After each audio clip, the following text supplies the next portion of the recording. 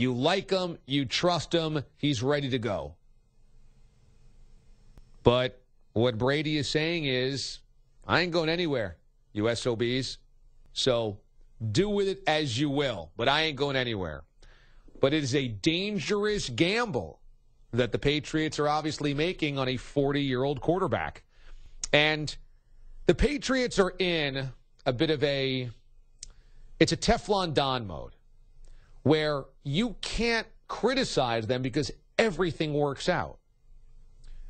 Now, I lived this life for 5 years working in Boston. You'd sit there and they'd lose a game to the Dolphins. Or their draft pick wouldn't end up being a star. Or they'd trade down out of the first round. And you would swear they blew the pick because there was a guy there that'd be an instant impact guy. And then every year, they go 12-4. And every year, they win the division. And every year, they go deep into the playoffs. Every year, they go to the AFC title game. And so the only thing you can really put your hands in is if they won one more game to have home field advantage through the playoffs instead of going on the road to Denver in the AFC title game. Or if one play went their way in the Super Bowl, they would have beaten the Giants each one of those two times. That's the only thing you can really get your hands around. And so the Patriots are invincible in this way. You can delve into the minutia on a daily basis, but ultimately you know at the end of the season, Belichick will be borne out to be right. And even if he's not right, Brady ends up covering up for whatever small things Belichick is wrong on. So in this case, guess what Patriots fans do? Well, we trust in Bill. In Bill we trust. I guess he knows. And you can't sit here and say Bill doesn't know because he's got a track record of 15 years of knowing. But what happens if Brady breaks his collarbone? What happens if coming up this weekend, Brady suffers the same exact injury as Aaron Rodgers? The Patriots can't win a Super Bowl this year. And if that forces Brady to retire, or he's never the same after that, it's the biggest blown-up cigar in your face of all time because you had the guy there. But what do you do? There's no evidence over the last 15 years that the Patriots have botched anything majorly. So you just go, well, I guess they're right again. I guess they'll be right. Who knows? Whatever. They're never wrong. Meantime, look like the Bills for the first month of the season might be a contender to the AFC East. It's not even Thanksgiving yet, and they're going to Nathan Peterman. So here you go, red carpet. Roll it out. The Patriots are going to the AFC playoffs again as division champions and hosting a playoff game. You realize since Brady took over as starting quarterback in 2001, the Patriots only haven't won the division twice. 01. Do you even remember what you were doing in 01? This is 16 years ago. This will be another division title, obviously. They've hosted a playoff game every one of those years. Since 01, twice. And one was the year Brady was injured. The other time that they didn't win the division was 02, the year after they won the Super Bowl. So Tom Brady hasn't not won a division since 2002. He has had a home playoff game 03, 04, 05, 06, 07, 08. He was injured 09, 10, 11, 12, 13, 14, 15, 16, and will happen again in 17.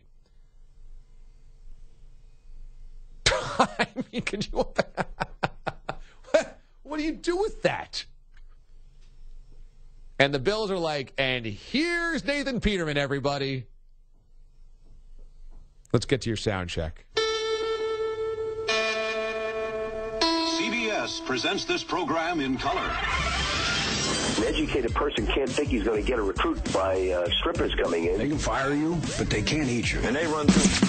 It's time for Erie Otters Hockey on WRIE Erie. CBS Sports Radio 96.3 and 1260 is proud to be the new home of Erie Otters Hockey. Now let's go live and join the voice of the Erie Otters, Aaron Cooney.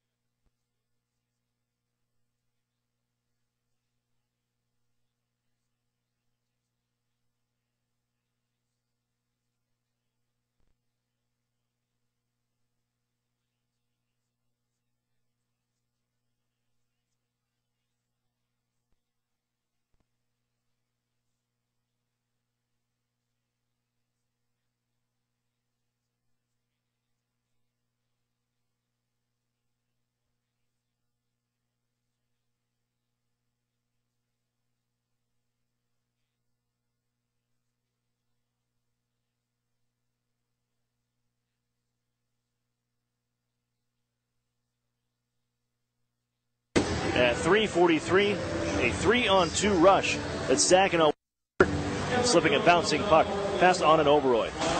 And now Saginaw may have a break the other way. Down left wing side. Gaddick looking to pass across diving Erie, and they bounce one in. Knocked out of midair, and Badalamenti has his 4th of the season, and it's 2-1 Saginaw. And even though the Otters had a few chances to get right back into the game, a power play at the end of the second, but only proved lethal for the Saginaw Spirit as a penalty shot for DJ Busdecker, and he would convert, beating Oberoi on the blocker side. And a penalty shot upcoming for DJ Busdecker.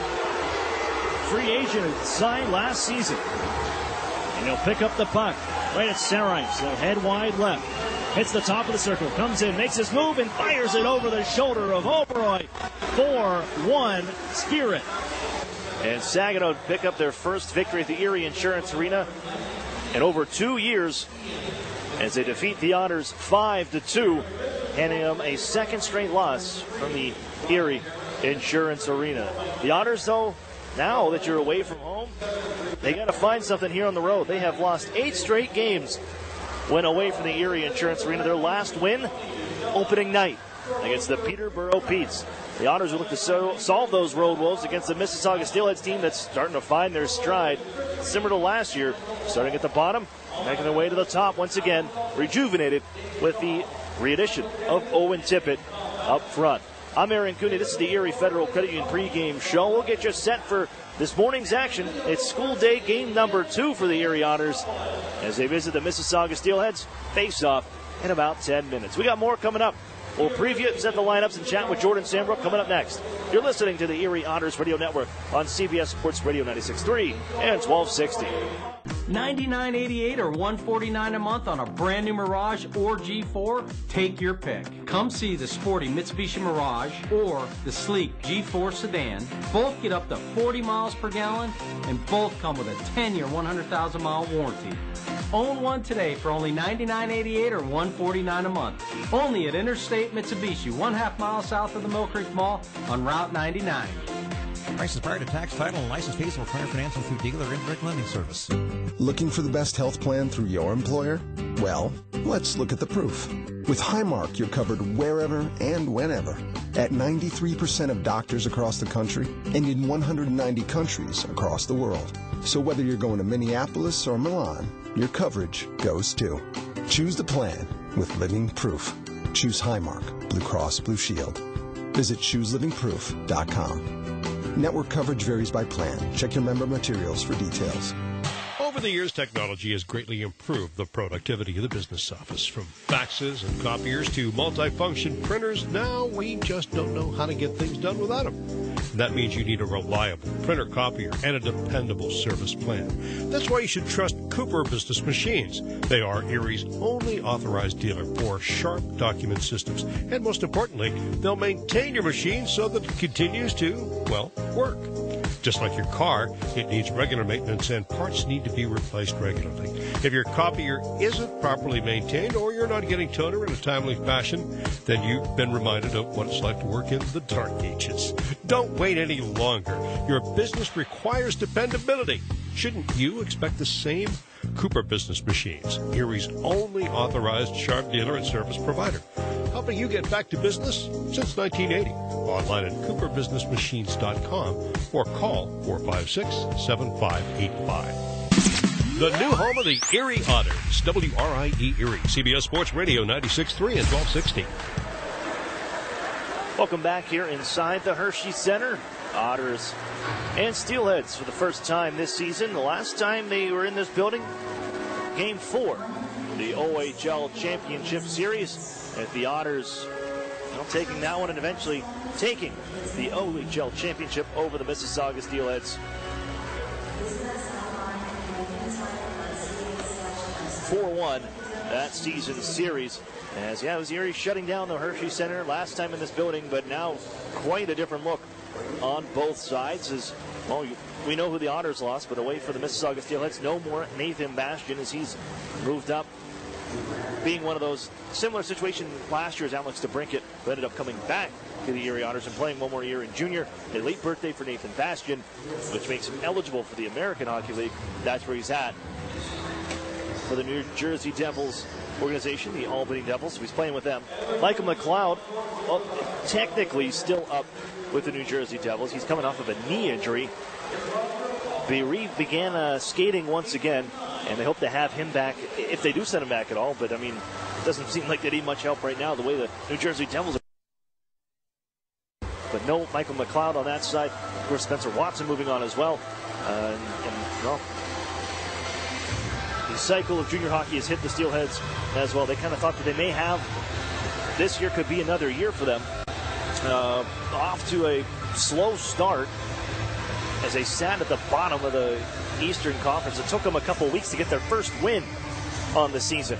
But now, getting back, Owen Tippett, I think that's a big part for them. They finally kind of found their stride once again on the season, and will start them march up the standings. They sit third in the Central and eighth in the East Conference.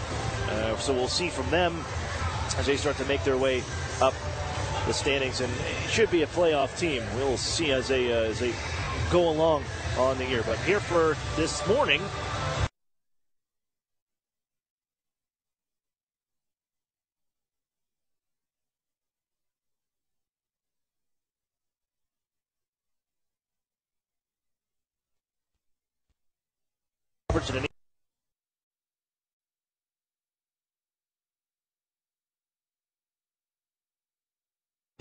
number 10, Emmett Sproul, and number 29, Chad Yetman, as the Marsh & Marsh Real Estate Services lineup. The Otters changing the lines up a bit, and you saw this at the end of the game the other night against Saginaw. So you got Max Golod playing with Ivan Lodnia and Taylor Radish, breaking up that Maximovich-Lodnia-Radish line. Maximovich will play with Gara Podubny and Cade Robinson. Carson Edwardson with Alex Gritz and Christian Gurney. Patrick Fellows down to the fourth line with Joe Mack. And back in the lineup, Stefan Patry will be in for the Erie Otters after missing the last few games with an upper body injury. Across the ice, the Mississauga Steelheads will start Emmanuel Vella, 19-year-old from Toronto, Ontario, a former third-round pick of the London Knights. Spent last season, was traded over to the Owen Sound Attack to back up Michael McNiven. Now finds his way here in Mississauga. He gets to start 3-3 on the year, a 3.29 goals against average and an .891 save percentage. Scratches, and a host of them for the Steelheads. Number 2, Ryan Wells. Number 13, Cameron Gaylor. Number 9, Michael McLeod, we spoke about. And number 28, Matthew Titus. Number 67, Adam Varga, out for the Steelheads. The UPMC injury report for the Erie Otters. Out again, Mitchell Byrne. This will be his 12th game that he has missed with asthma complications. Although healthy, the Otters aren't changing the lineup just yet. Aiden Timmerman's also out. He's returning, making his way back from an upper body injury. Back off the shelf, Stefan Patry, as I mentioned, he's in the lineup here tonight. Chad Yetman, Emmett Sproul, they are both healthy scratches. Caught up with Jordan Samrock a little bit before. Coming off of a game last night, he's going to play his 5th in really 6.5 days after participating in both OHL games for the Canada-Russia series. We'll hear from him next. You're listening to the Erie Federal Credit Union pregame show right here on your home for Erie Otters hockey. It's the Erie Otters Radio Network, CBS Sports Radio 96.3 and 1260. An Erie landmark since 1953, Nunzi's Place serves generous portions of great food at reasonable prices. Family owned for almost 60 years, Nunzi's prepares the finest Italian cuisine in Erie. Come see why the Erie Times News said Nunzi's is known for food that tastes good. Nunzi's Place, located at 2330 East 38th Street near the Bayfront Connector. To call for reservations or place an order for takeout, call 825-2940. Nunzi's, known for Italian food that tastes good since 1953. Interstate Mitsubishi is now selling the Outlander Sport for its lowest price ever, $16,988. That's almost $5,000 less than its original MSRP of $21,890. For just $16,988, you can own an Outlander Sport with a 10-year, 100,000-mile warranty, 7 airbags, and 18-inch alloy wheels. This is the best deal on a brand new CUV you'll find anywhere, and it's only at Interstate Mitsubishi, 1/2 mile south of the Mill Creek Mall on Route 99. Price and prior to tax, title, and license fees. In February 2016, Emily gave birth prematurely to twin boys at Allegheny Health Network. It's overwhelming to think about everything that we survived. We often, in my house, refer to like the NICU staff as like the SWAT team. Like they're there to do a job and they do it really well. My delivery, I love. I loved everything about it. For someone having 2 babies at 32 weeks, 5 days, I loved it. I mean, we had bad days. We had really bad days. But I trusted the nurses, the doctors. I trusted them. In the beginning, everything is scary. And then now, at a year and a half, we just do things that normal families do. 5 weeks later, Emily brought home her 2 healthy boys. Caring for all of her life, is living proof. St. Vincent Hospital of Allegheny Health Network. To learn more or schedule an appointment with a women's health expert, visit ahn.org/allofherlife. The new home of the Erie Otters, WRIE Erie, CBS Sports Radio 96.3 and 1260. Welcome back to the Erie Federal Credit Union pregame show. Aaron Cooney here, joined at this time by Erie Otters defenseman Jordan Sambrook. And Jordan, well, first of all, for you, coming back to the Erie Otters, joining them here on the road, and you've had a couple of games playing with Team Canada against Russia. Unfortunately, the one and only sound didn't go your way, but to play in Sudbury and also to represent Canada twice, what's that mean to you, and to play in a showcase like this against the Russians? Yeah, it was a huge honor, obviously, representing the league and playing against the Russians there. It was definitely a great time, and we didn't get the win in the first one, but glad we got the win there, and now we're hoping on the QMJHL to finish it off and hopefully get the win for the CHL.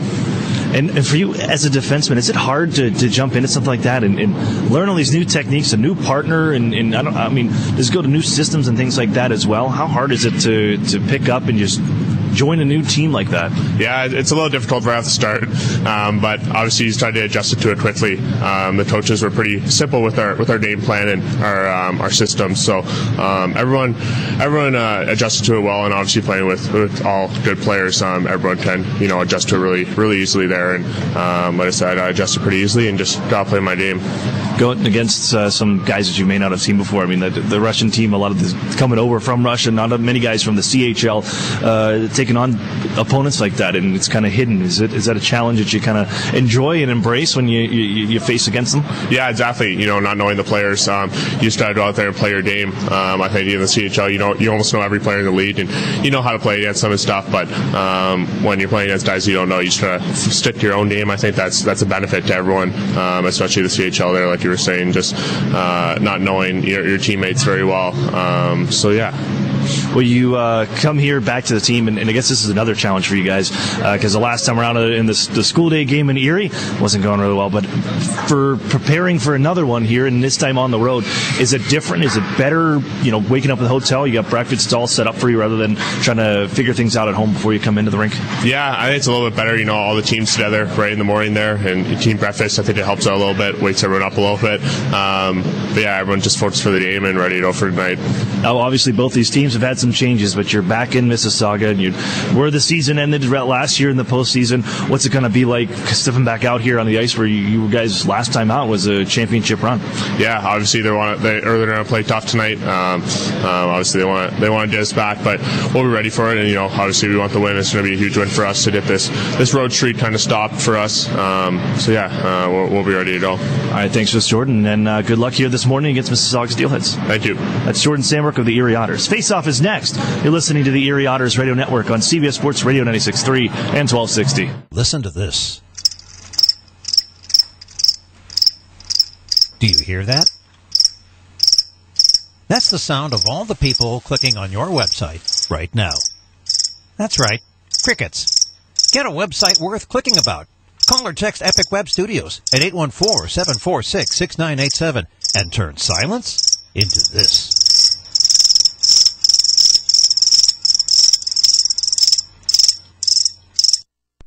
Looking for the best health plan through your employer? Well, let's look at the proof.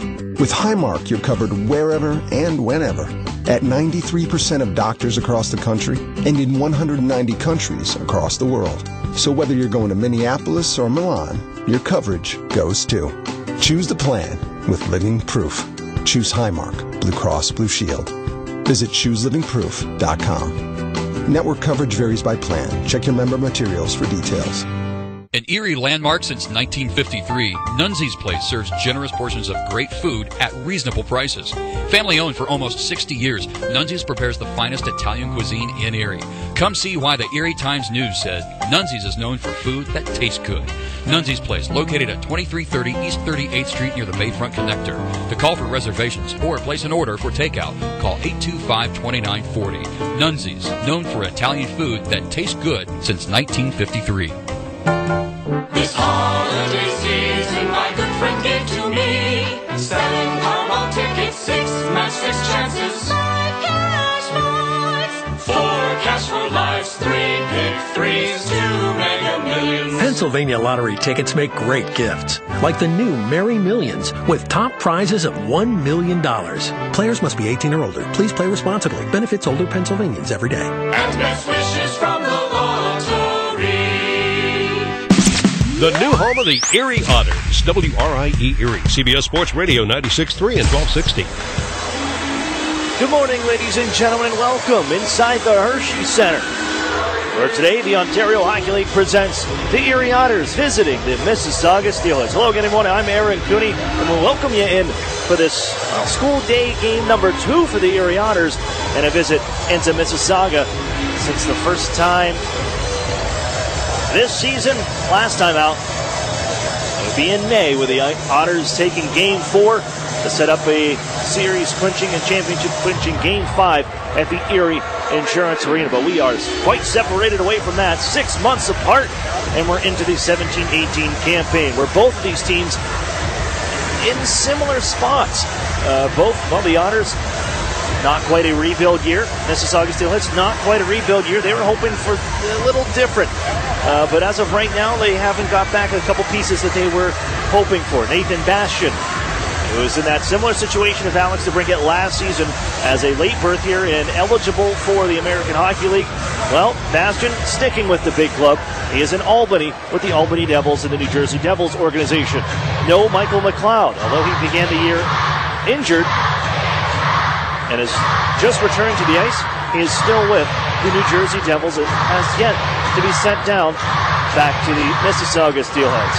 However, the big addition for them was getting back Owen Tippett just a few weeks ago. He's played in 2 games, but he spent the beginning of the year with the Florida Panthers after being selected 10th overall by the Florida Panthers at the 2017 NHL Draft.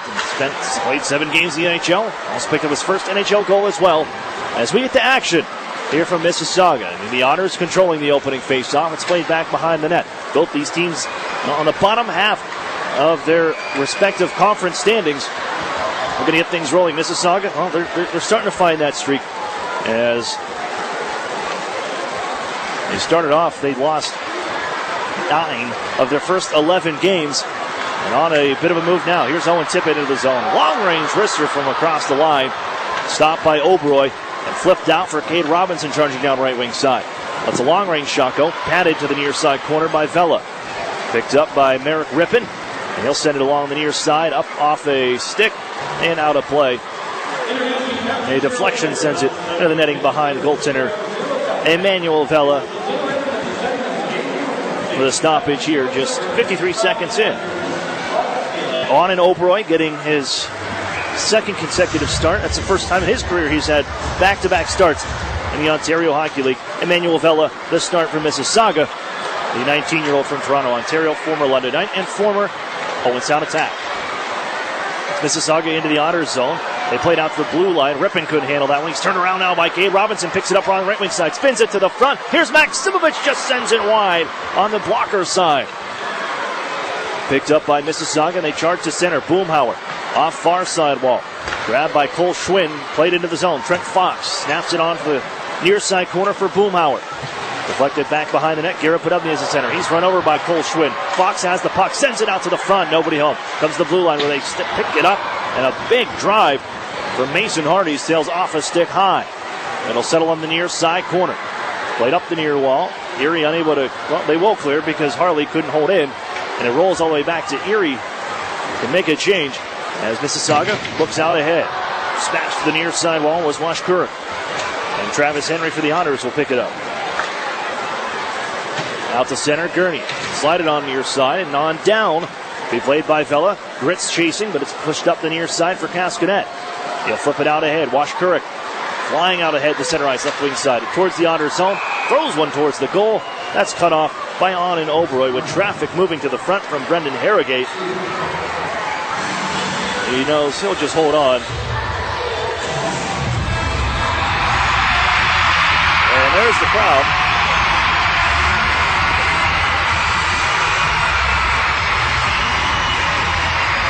We'll adjust the levels for you. School day game here from Mississauga, and probably the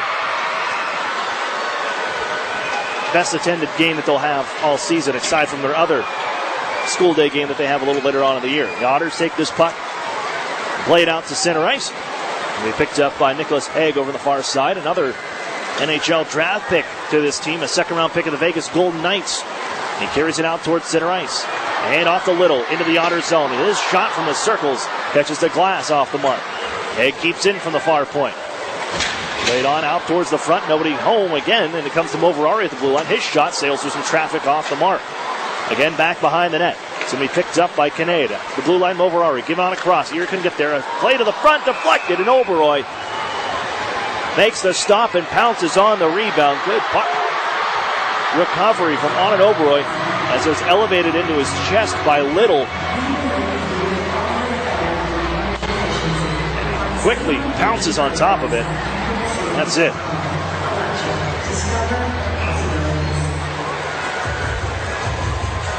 So if you're tuning in, this is the only way you can listen or know that this game is going on.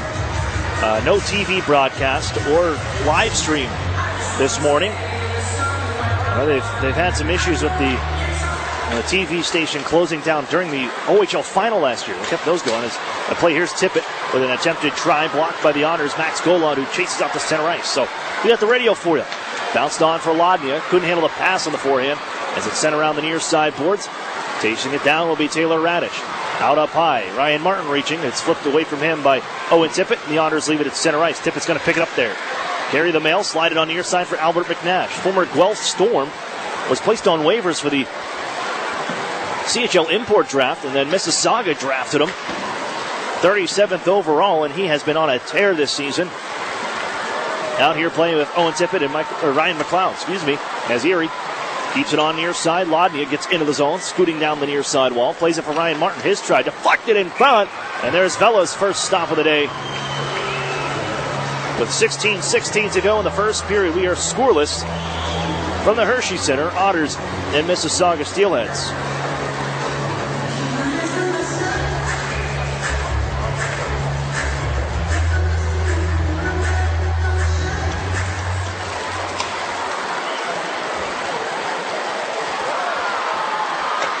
Long-range play after the face-off win from Mississauga. It's put right onto the goaltender, Anand Oberoi. He's going to hold it.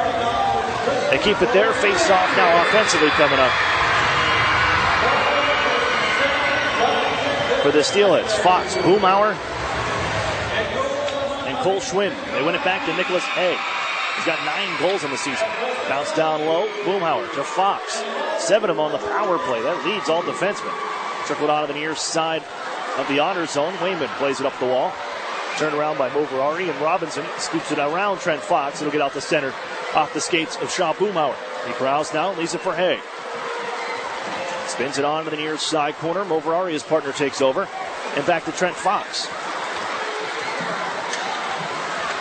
Out towards center ice. There's Kyle Maximovich cutting off a pass. This was intended for Cade Robinson and the Honors to go back and pick this puck up. As Robinson knocked down at the blue line by Cole Schwinn, slow to get up. As the whistle sounds, Mississauga was offside on that play.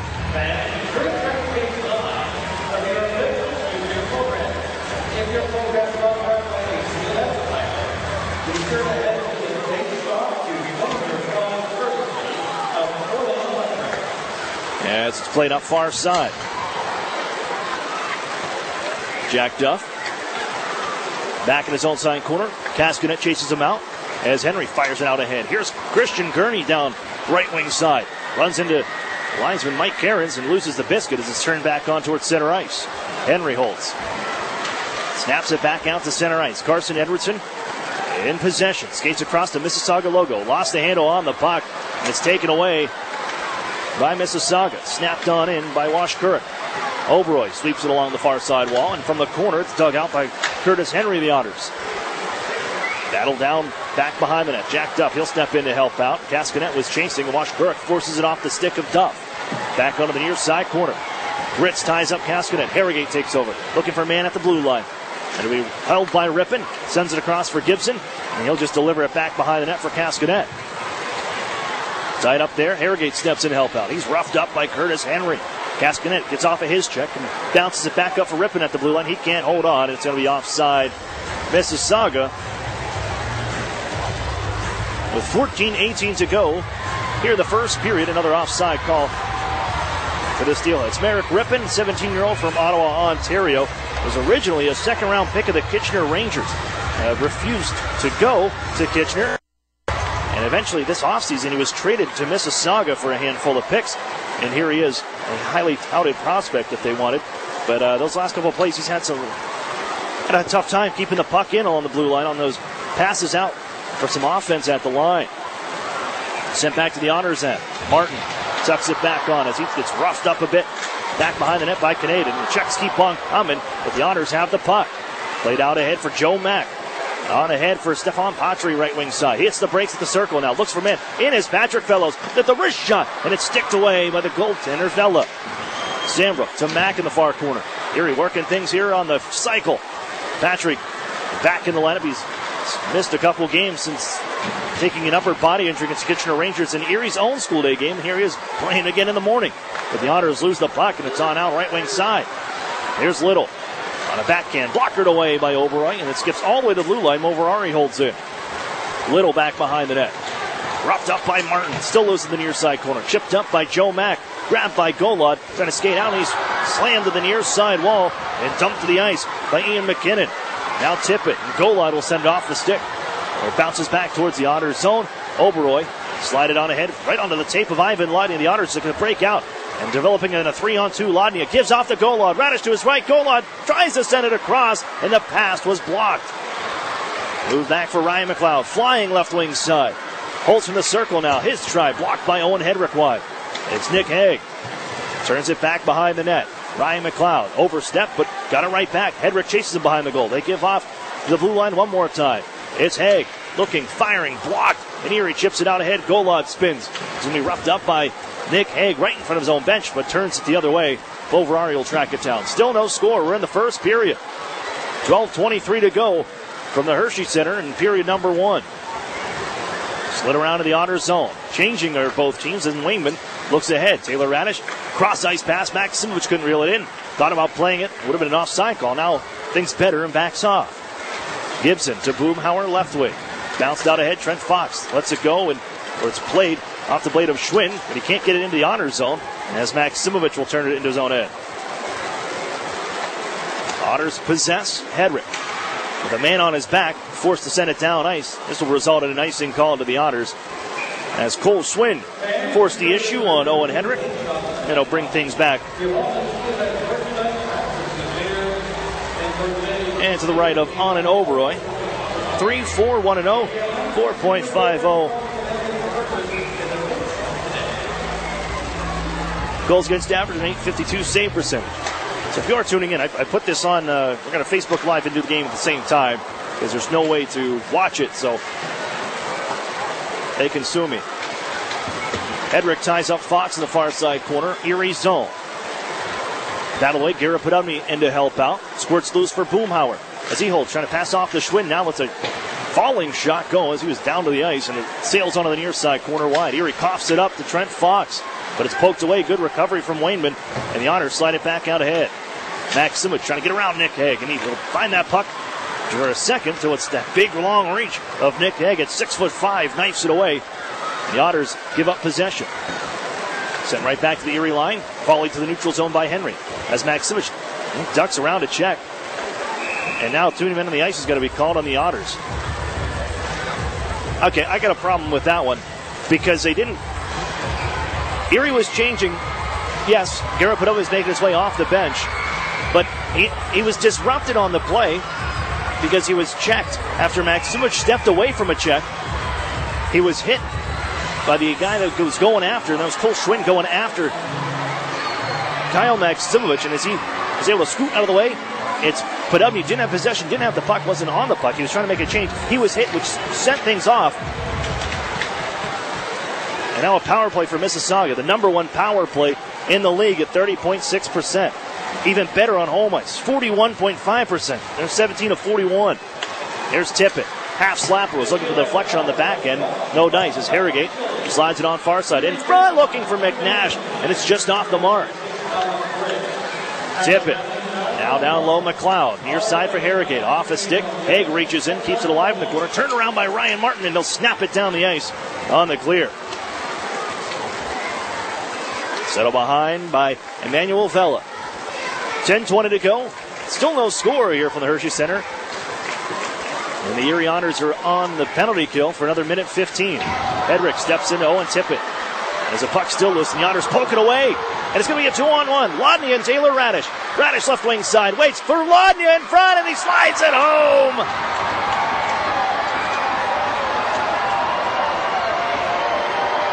Ivan Lodnia. Gator wants his gap back. Puts the Otters up 1-0. Short-handed goal for Ivan Lodnia.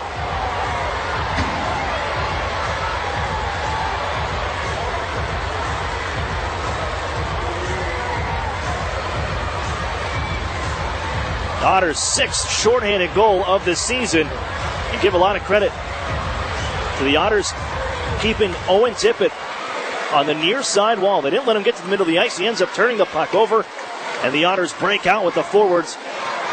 Owen Hedrick started that whole thing along the near side wall. And we'll tell you how important that first goal is for both these teams. Just a minute. And still on the power play, however, and it's flipped onto the near side corner by Mississauga. Cascanet chopped away by Owen Hedrick. Heads behind his own goal, twirls away from one, but Cascanet follows back up. On the near side, Cascanet feeds down low. It'll come to Wayman. Winds up for the slapper, snaps it up far side instead, but Erie unable to clear. Sent back to the corner, and Owen Hedrick at it. Fox takes it instead, tries to drag out in front, jamming away, and it's poked just wide. Back to the far corner. Out ahead, Moverari, wrist shot through traffic off the shoulder of Oberoy, and Fox finds it, sends it off the side of the net, and Wayman tips it off the far side wall, but not out. Kept in on the far side. 8 seconds left on the power play. Skipped on for Rippon. Off of his blade. Keeps it on and backhands it down near side. Behind the goal, Trent Fox. Power play over. We're even strength. Out of the box comes Alex Gritz. Put in front. They tip it in.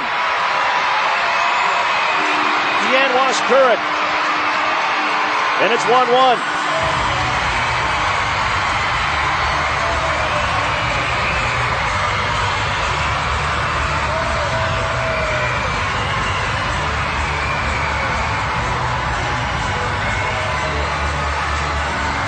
It won't be a power play goal, but the Steelheads have tied things up nonetheless. They kept the Otters' PK unit hemmed in, keep possession, and Trent Fox just outweighted as Owen Hedrick made the move to force him out of the corner, knowing that he had reinforcements coming from the back end with the man coming out of the box. Well, it was a nice pass from Trent Fox right onto the tape of Kian Washkurik. He's got his fourth of the season, stepping right in front of Anand Oberoy and tips it over his shoulder. We have ourselves a 1-1 hockey game.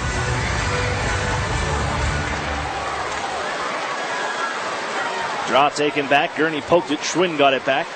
And ahead for Boomhauer. Left wing side to the Otters zone. Played in. And Jack Duff takes over. Played it off a skate of his own man. Here's Boomhauer. Quick shot save made. Rebounds in front. Boomhauer almost got it back. But Sandbrook puts him onto the near side. Gurney. Boomhauer trickles it out the blue line. Harley. And then held in for a try. Kick save made by Oberoy on the blast from Hardy. Gurney turns it back on to the middle of the ice. It's picked up by Edwardson. Trying to pass back ahead, and it's offside Erie on the deflection by Mason Hardy. With 8:20 to play here in the first period.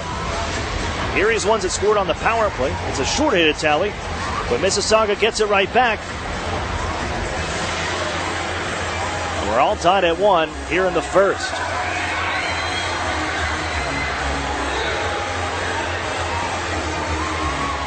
Otters fans, real food, real beer, real historic atmosphere. That's what you'll find at the brewery at Union Station. Erie's original brew pub and restaurant, located downtown at 123 West 14th Street. That's the brewery. Proud sponsor of the Erie Otters.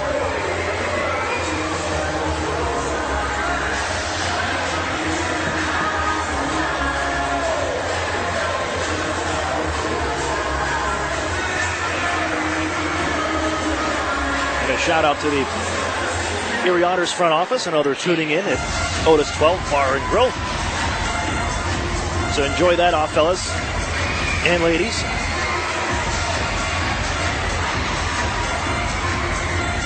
The Otters participating in another school day game, which they usually have a pretty good record in. Going 4-1 coming into this one. The only loss was that Wednesday just a few weeks ago against the Mississauga against the Kitchener Rangers, as Mississauga and the Otters tied at 1 here. And Ryan McLeod steps around Martin. Good recovery. It's Sambrook who knifed it away before McLeod had it all the way in on a breakaway. They give out to Nick Egg. Winds up. Half slapper. Just deflected wide. Tippett has it. He'll try. Blocked by Sambrook. Nudge it ahead, but Tippett got it right back. Now Albert McNash drives left wing. Drags to the front, and he rips it top shelf. McNash makes it 2-1.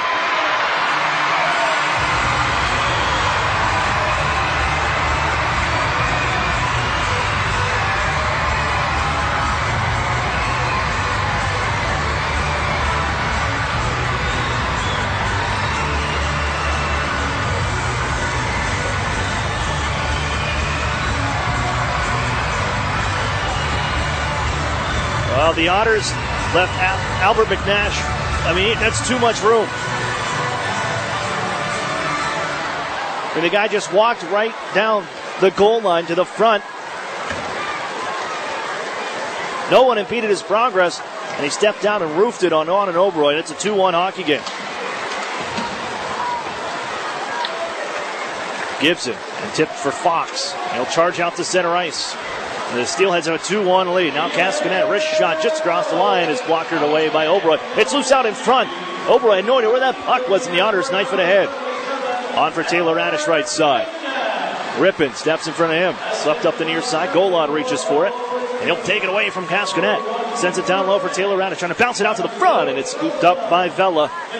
And he'll hold on. With 7:10 remaining here in the first period. And it's the Mississauga Steelheads with a 2-1 lead. And here's where it gets interesting, because both these teams play better when they have the lead or score the first goal. Otters 7-3 when they score first. Same for the Mississauga Steelheads. But when both teams, when they trail after one, that's where it gets a bit hairy. As flying down the other side was Kinnaid. Send one way wide on the shot. It kicks off the corner and back out for possession by Mississauga. Bounce the right wing side. It's Harrogate. Shot blocked. Little trying to wrap around. Sends it to the front. Oberoy couldn't get across, but luckily for the Otters, it's intercepted. And off goes Edwardson. Hits the brakes, entering the line. Pass on ahead. Gurney tied up. It'll sail to the far side corner.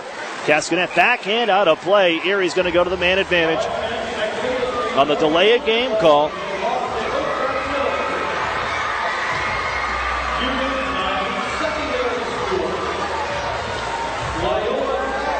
Erie's power play unit will get an opportunity. That's just unfortunate. No pressure at all on Brendan Harrogate, and put on the backhand, sails it out into the crowd. And the Otters looking to tie things up now with the power play. 6:38 to go, and they trail by 1 here in the first.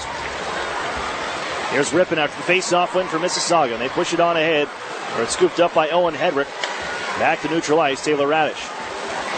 In front of his own bench, Kyle Maximovich reels it in. On the cross-ice dish, Hedrick, as McLeod forces his hand, they send it on for Taylor Radish. And right again, cross-ice pass, Maximovich. Gives it Carson Edwardson, floats it back down, bouncing to the far side corner. Erie with a stick lift on Gibson, but he still has enough to get that puck up to the line, but not out. Kept by Hedrick. Diving, the Otters poke it to the middle of the ice, and Albert McNash takes over. Trying to bounce it ahead for McLeod, who chips it on back to Erie ice. Minute 20 with the man advantage for the Otters.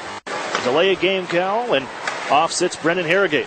Erie can't get past the line. It's sent in by Trent Fox, and Oberoi has to play the puck because Tippett all over him. And he can skate as well. Not just a sniper, probably the best, the top pure goal scorer in the OHL since being returned from the Florida Panthers. On for Edwardson, and the Otters get back into the offensive zone. They leave it out the point for Owen Hedrick. Push forward for Taylor Radish. Skips off his stick to the corner. There's Max Golod. In behind the net for Carson Edwardson. Drops it off for Golod. Tie up in the far corner. Trent Fox will find it. Plays it up and around Owen Hedrick. On the clear. Oberoi feeds Taylor Radish. To help set up Ivan Lodnia for the opening tally. Hands off to Lodnia now, but the Otters find themselves down by 1. Ivan Lodnia flying ahead to center ice. Down right wing side. Hits the corner, and behind the goal, trying to set things up. Backhands it on the near side wall. Cade Robinson able to reel it in, send it back behind for Lodnia. Garrett put up on the far side. Bounced out towards Josh Wayman. He holds at the blue line. Drifts across, gives right. Lodnia, center point, Wayman winds, half slapper, fakes, gives to Garrett Padumny on the left side. Wrist shot, save made, a rebound, loose in front. Gibson scoops it up, and he's tied up by the Otters behind the goal. Power play over. Harrogate steps out. Tie up. Gibson just keeps that pinned along the far wall, and finally it's dug out by the Otters and played on the near side. The Otters need to realize the man's out of the box. You heard the tapping as Harrogate, flying down the left wing side, has possession. The shot was blocked by Wayman, and it's kept behind the goal by Garrett Padumny. Here he gets Jordan Sambrook on to even things out with a line and 2 defensemen as Garrett Padumny. 2 Steelheads on him, and it's bounced on to Harrogate. Still inside Erie territory. He's fresh after serving that penalty. Padumny snaps in, poked it away, and there go the Otters to center. Gurney still out from his power play unit. He'll find Sambrook. He's one of the freshers on the ice and still has possession at the circle, trying to chip it on to Gritz. It's loose at the far circle. Knifed down low by Fellows and still bounced around before it's grabbed by Mason Hardy. Loses it on the near side to Stefan Patry, the Otters. Pushed to the front of the net by Patrick Fellows, but nobody at home for Erie. And it's taken from the circles by Little. Now Martin knocked down to the ice on the near side. He sends a man down with him. Played back on to the near corner. Martin still after it. 2 Steelheads on him. Little and Martin battle back and forth. Cole Schwind able to get it loose for a second as he's sent to the wall by Alex Gritz of the Otters. Patry's watching. Martin able to play it ahead off a skate. Fellows in some tight quarters. Knocks it off a leg, and it's going to be grabbed by Schwind for a moment and then taken away by Erie as they poke it out towards center and into Mississauga territory. The Steelheads snap it back up on ahead quickly. Albert McNash along the near side wall. Just scored his 14th of the season as the Otters step around to check. Little holds in. And still back in the Otters zone. Loose on the near side. Lodnia trying to take it away, and he got it from his own goaltender. As Erie turns it over, here's Owen Tippett. Drags to the near side circle, and the Otters reach it away. Tippett still able to get back possession. Picked up by the Otters. Lodnia ahead for Taylor Radish, but Tippett intercepts. It would have been a breakaway pass. And Lodnia is going to pick it right back up. Curls around one man. Walks it on goal. Drops it off for Radish, who sends it high. Beautiful move from Ivan Lodnia, but the Otters can't finish it off. 2:15 to play in a 1-goal game. Here in the first, Lodnia sweeps it across. One-timer, Radish sends it just wide. And the Otters lose a stick. It was knocked into the hands of Ivan Lodnia. What did a call? Not coming. Cascanet can take it out to center. And now left wing side, Merrick Rippin. Flips it back behind the Otters goal. Cascanet, 2 Otters on him. Battle with Wayman, pokes it up the wall. Garrett Padumny can take there, skate towards center, plays it off the skate. Golod follows up for Erie, and the Otters can keep possession. And then you just saw Kyle Maximovich, a little malfunction on the bench. He was trying to hop on and ended up falling backwards into the bench. He's got the puck now at neutral ice as the Otters poke it to themselves. Robinson, drop pass. It's going to be intercepted by Cascanet and sent back on to neutral ice. Padumny skies and takes the bouncing puck. Leaves it for Maximovich. Floated into the zone with 1.5 minutes to go. Tie up along the near side wall. Jack Duff reaches. He'll keep it.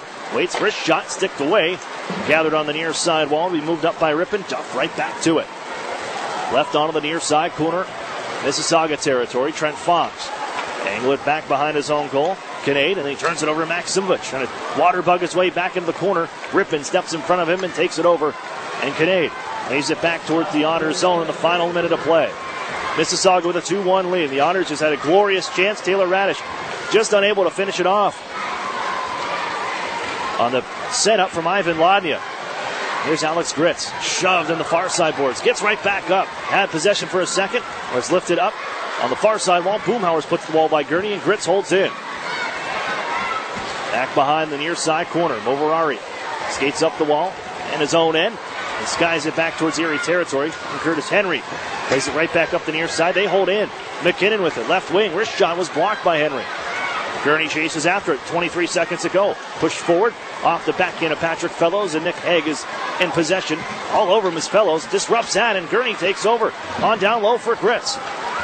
12 seconds ago, Erie trying to make something happen here in the final seconds of the first, down by 1. Overari ties up, still in the far corner.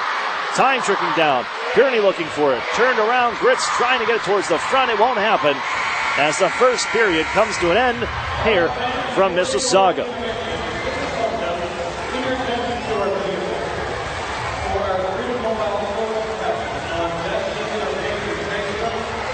Well, the Otters open to scoring.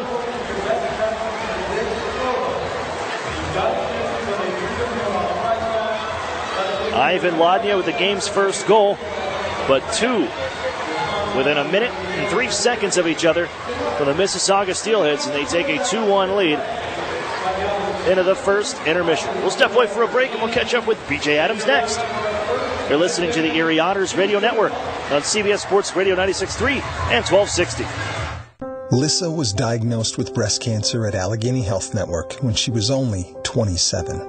One of my nurses dropped a meal off at my door, sent me a text and said, "You don't need to come outside. There's food for you and your husband outside." And it was like, who does that? Like, that is beyond the level of care that is even required. Anytime I would have like a moment of panic or something wasn't going right, I'd call and they would call me back right away. If they didn't answer right away, it was always my nurse that I would talk to, and she would get an answer for me immediately.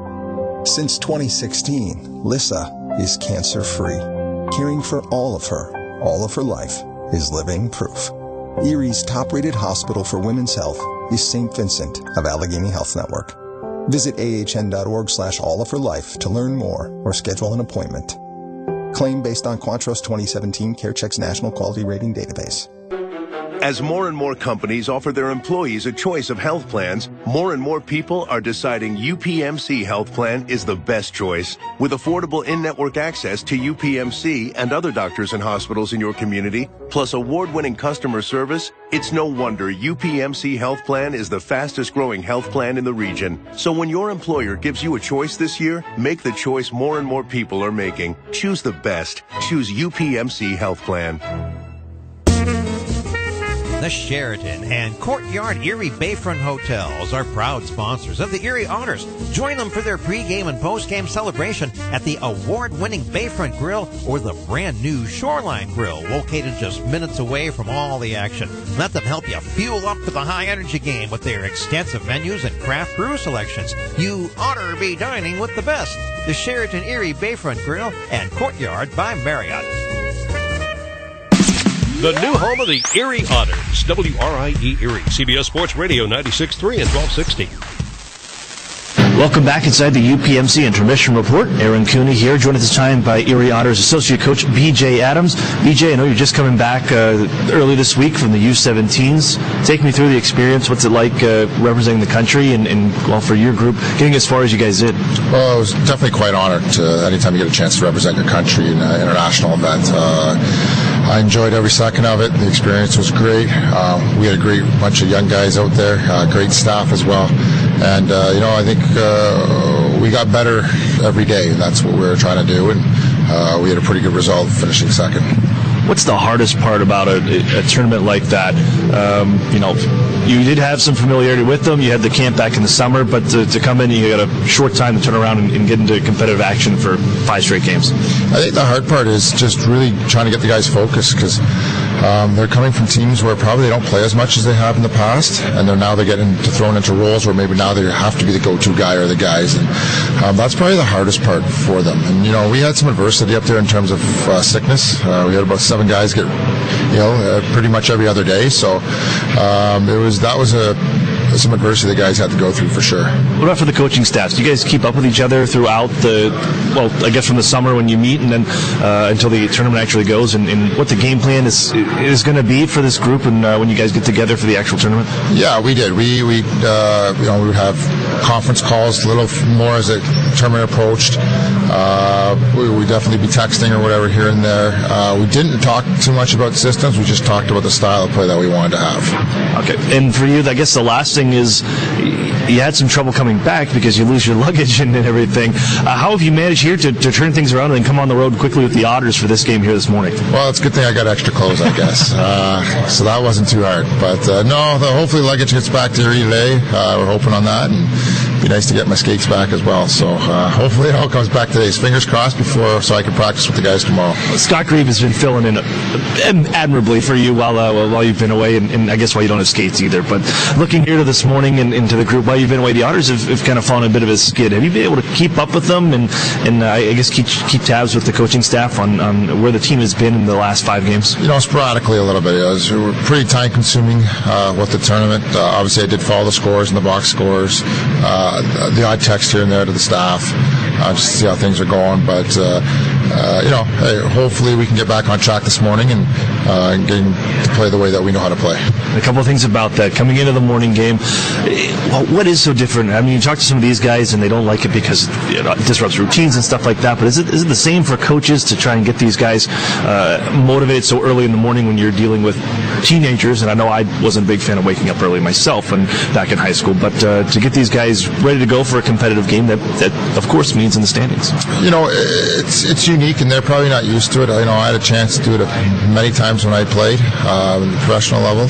It is different because it's a different routine, but it's a little bit different for these guys because they are up earlier anyways. They go to school, so they should be awake, maybe not to sometimes the amount of alertness that we want them to be. But this is part of being a pro and part of being in this league, that you've got to play, and sometimes these games you got to play afternoon games, 3 and 2.5 days, and it's just part of the process. You got to learn how to deal with it. You got to learn how to manage your time and how to be able to get yourself ready to play these games.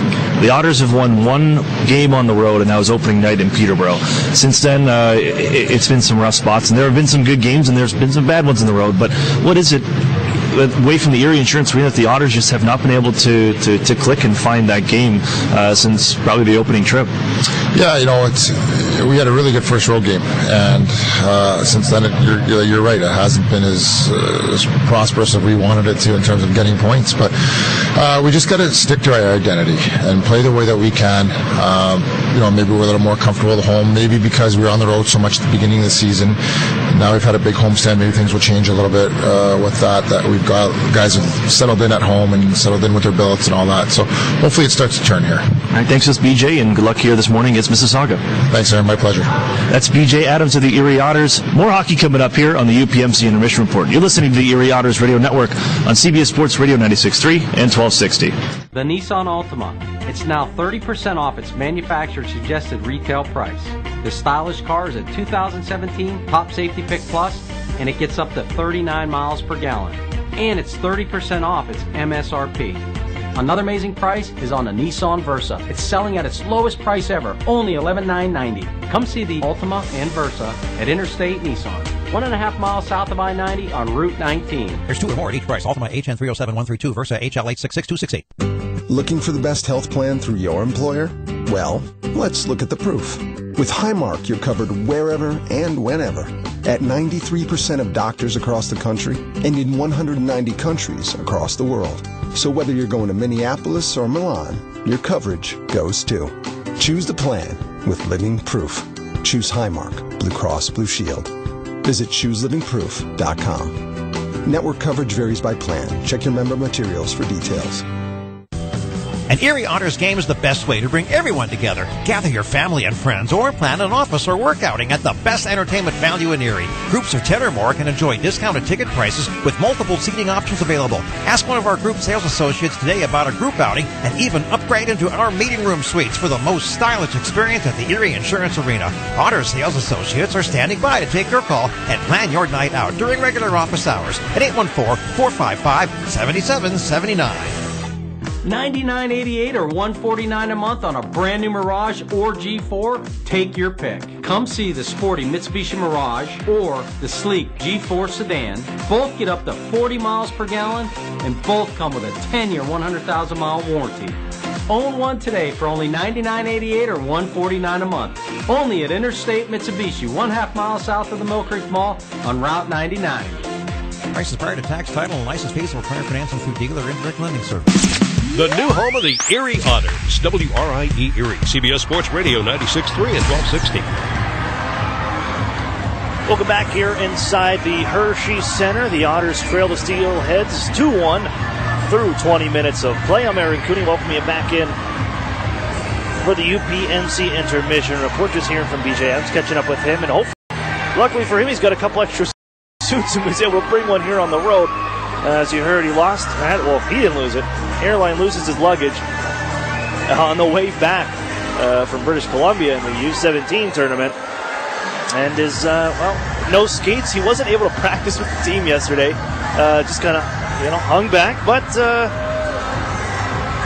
that's a status where BJ Adams is. He's on the bench here, and hey, still enjoying the game, and here back on the bench for the Otters and coaching the defense. But the Otters, their trail after 20 minutes of play, and we'll recap it for you. As the Otters a little slow starting. They got their first shot and go about 4 minutes in, and then things started to feel until they took a penalty.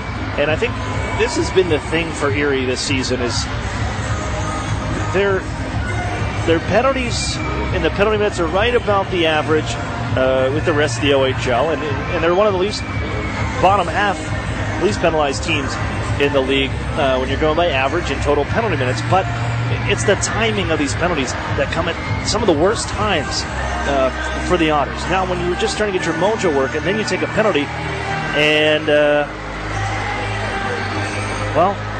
that's what got them in a bit of trouble. But not this time, because they scored shorthanded.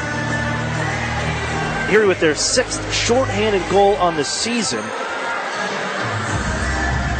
And it comes at 9:57 after the Otters force the power play into the near side. Tippett coughs it up on a nice check by Owen Hedrick. And the Otters sprint forward. Taylor Radish and Ivan Lodny. And Radish sets up Lodny for the tap in. 1-0 Erie at 9:57. But then a spurt of goal scoring here for the Steelheads. Right after the power play ended, and Erie got their man out of the box with the too many men call. Holding from the far side corner is Trent Fox, and he just waited and waited and waited for his minute and that moment to send the pass through. And as Owen Hedrick chased him to the corner, he sends it out in front, tipped in by Kian Washkurik. 1-1 at 11:06. A minute, 3 seconds later, the Erie just gave too much time and space to that top line, the Mississauga Steelheads. And it's Albert McNash, the CHL Player of the Week just 2 weeks ago, where he scored 8 goals in 3 games. And McNash is going to find his 14th of the year. Just all kinds of time to walk across the goal line, make his way to the front of the net, and just rip it top shelf and on an Oberoi unimpeded. The Otters, that's not what you can do against that unit with McLeod and Tippett out there. And it's 2-1 Mississauga here after one. Erie almost got one back. A nice break and a beautiful move from Ivan Lodny. Creates a 2-on-1 with Taylor Radish. The pass over and it's just sent high. So the Otters trail by 1 here through 20. Real quick, a look at the out-of-town scoreboard brought to you by the Sheridan and Courtyard Erie Bayfront Hotels, proud sponsors of the Erie Otters. You honor be staying with the best. 2 other school day games here this morning. The Hamilton Bulldogs with a 2-0 lead over the Peterborough Petes, and the Sarnia Sting with a 2-1 lead over the Flint Firebirds. We'll take a break, and we'll have the second for you next. You're listening to the Erie Otters Radio Network on CBS Sports Radio 96.3 and 1260. This holiday season, my good friend gave to me. Selling Powerball tickets, 6 match 6 chances. 5 cash points. 4 cash for lives, 3 pick 3s, 2 Mega Millions. Pennsylvania lottery tickets make great gifts, like the new Merry Millions with top prizes of $1 million. Players must be 18 or older. Please play responsibly. Benefits older Pennsylvanians every day. And best wishes from the lottery. At Tim Hortons, we've got something new. Because we know change is exciting. Change is good. Change is delicious. Try our new hash brown sticks. Golden and crispy, they're perfect for dipping and sharing. Pair them with our new Western Omelette Breakfast Sandwich. Get both for just $3.49. Only at Tim Hortons. At participating U.S. restaurants for a limited time. Offer valid with biscuit, English muffin, and classic bagel breakfast sandwiches with protein, Western omelet, and cheese. Where's the only place to get official Erie Otters merchandise? Well, that would be by visiting the Erie Otters store, of course. Part of the Erie Otters front office, located at 201 East 8th Street. Fans can browse the largest selection of certified official Erie Otters shirts, hats, sweatshirts, novelties, and more. While you're there, order your custom-made Otters jersey, now available in the new white version. Merchandise is also available 24/7 online at ErieOttersStore.com and can be purchased at the Erie Insurance Arena at pop-up shops during all Erie Otters home games. Show your Otters pride and wear what the team wears. Hi, this is Ed Rendell. I've got to admit that I was sort of a dinosaur when it came to using social media. But my son found Epic Web Studios, and we began working with them. And they've done an incredible job with us. They've significantly increased our followers on Twitter and Facebook. They make sure that we put up the right things. They capture every good thing that I've said or done on TV and get it out real quickly. And it's been just a revelation to me, and they've been tremendous to work with. Don't be a dinosaur. Call or text Epic Web Studios at 814-746-6987. An Erie landmark since 1953, Nunzi's Place serves generous portions of great food at reasonable prices. Family owned for almost 60 years, Nunzi's prepares the finest Italian cuisine in Erie. Come see why the Erie Times News said Nunzi's is known for food that tastes good. Nunzi's Place, located at 2330 East 38th Street near the Bayfront Connector. To call for reservations or place an order for takeout, call 825-2940. Nunzi's, known for Italian food that tastes good since 1953. The new home of the Erie Otters, WRIE Erie, CBS Sports Radio 96.3 and 1260. Well, welcome back. Here to Raucous Hershey Center with a few thousand students in attendance for their school day game.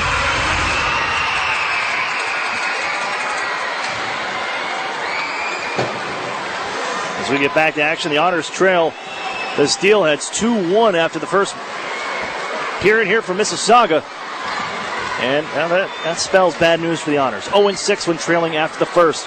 And looking for more is Mississauga. McNash, fans on the attempted pass, got it back though. Sends it on across. Here's Tippett. Wrist shot, mask stop from Oberoi. And Tippett gets it right back.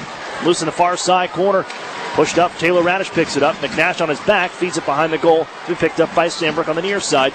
Here to start the second. Aaron Cooney, it's the lookout ult. Steal by McNash. Picks the pocket, moves into the backhand, and he hits off the post. Wide open net. Tippett poked away by a sprawling Jordan Sandbrook, doing whatever he could to keep that puck off the stick of Tippett. But they get it again back in the honor zone. Quite a few turnovers. And Erie forces this one to be played on the near side. Ripped out head to center ice. Grabbed by Taylor Radish. Here's the end of his shift. Moving in a goal. Drops it off for Lodnia. Walks in to the backhand. And he sends it through the goal mouth on an open net. Oh my. Radish and Lodnia have created a few opportunities. And another golden one that they just cannot complete.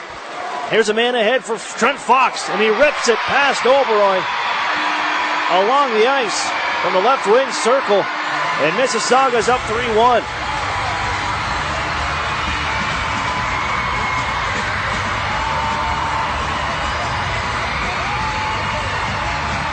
Well, right after the Erie Otters had a glorious chance, Lodnia practically in all alone, and he sends it wide of an open net after he fooled Emmanuel Vella. And the Otters couldn't complete it, and it snapped ahead on a quick play to Trent Fox just on, and he beats Oberoi long range with a wrister. And the Otters now down by 2.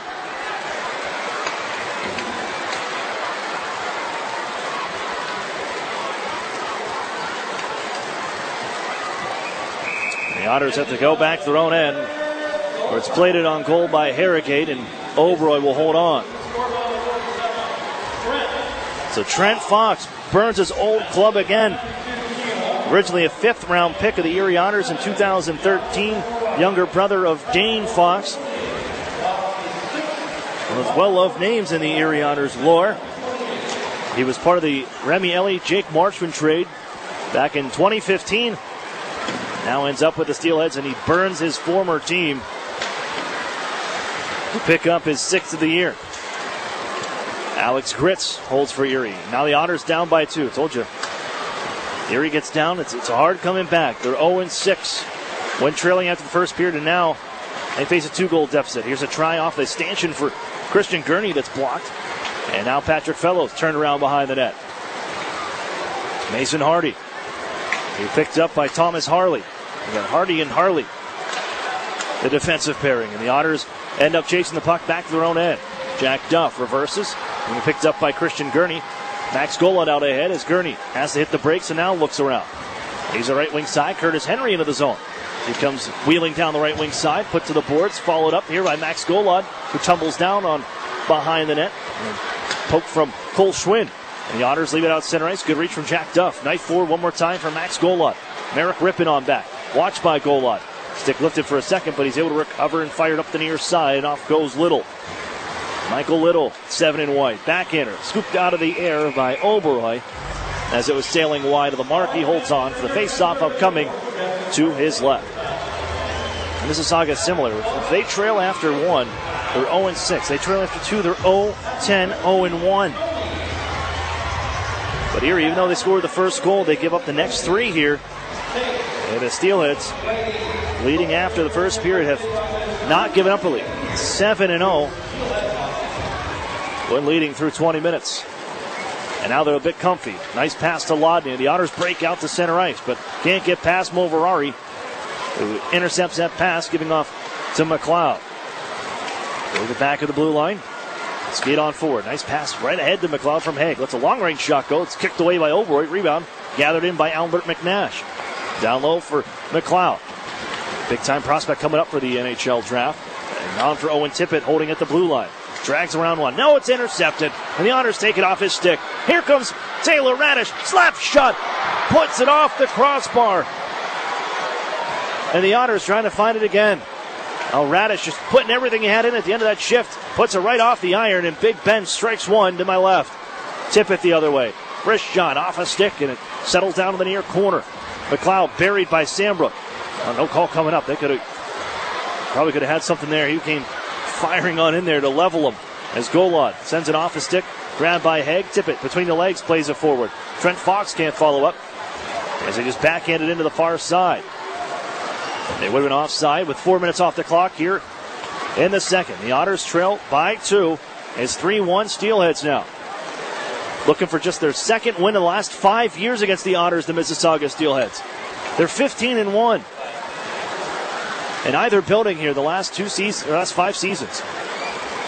Here's Kyle Maximovich. Spins away from Gibson. Keeps twirling in the far side corner.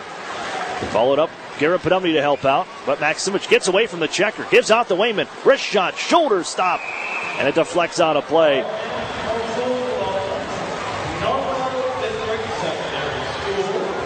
And a face-off upcoming in the Mississauga zone.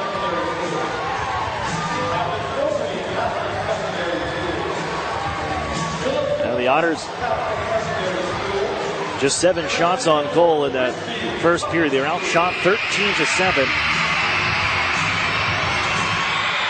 They're trying to, Saturday's input, just 14 shots on goal. That was the worst they've had in a game so far this year. As Garrett Podomny stick handles through one man, gives to Kyle Maximovich for the circle. Cade Robinson bounces it right back. Maximovich didn't think that pass was coming. He's chased up the wall. Reaching on to the far side corner. Podomny taken away. Stepping in front of him was Moverari, and now Nick Haig floats it on ahead to center ice. Kinnaid. Right wing side, trying to go inside out, and Josh Wayman stands him up. The puck loose down the near side corner, picked up, and the Steelheads almost had it. It's off the stick of Haig, and the Otters trying to push forward. It's Patry, but it's taken back. Recovery from Nick Haig in that long wingspan. Gets it right back. Here's Cascadet into the Otters zone. Waits for the reinforcements to step on. And one of those, on the left wing side, is Harley. Floats it in front. It's off a stick, and Erie bounces one up to the near side point, where a shot from Hardy is off the mark.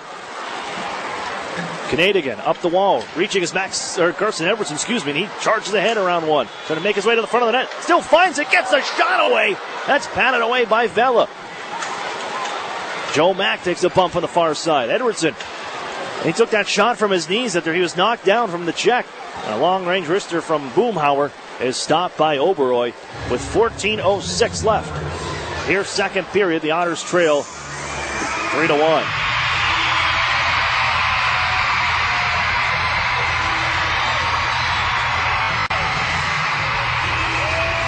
Kind of hard to try to talk over them, but we'll give them their moments here. And the first of two school day games here from the Hershey Center for the Mississauga Steelheads. It's played on far side wall. Christian Gurney elevates it up off the glove of Patrick Fellows. He's been reassembled.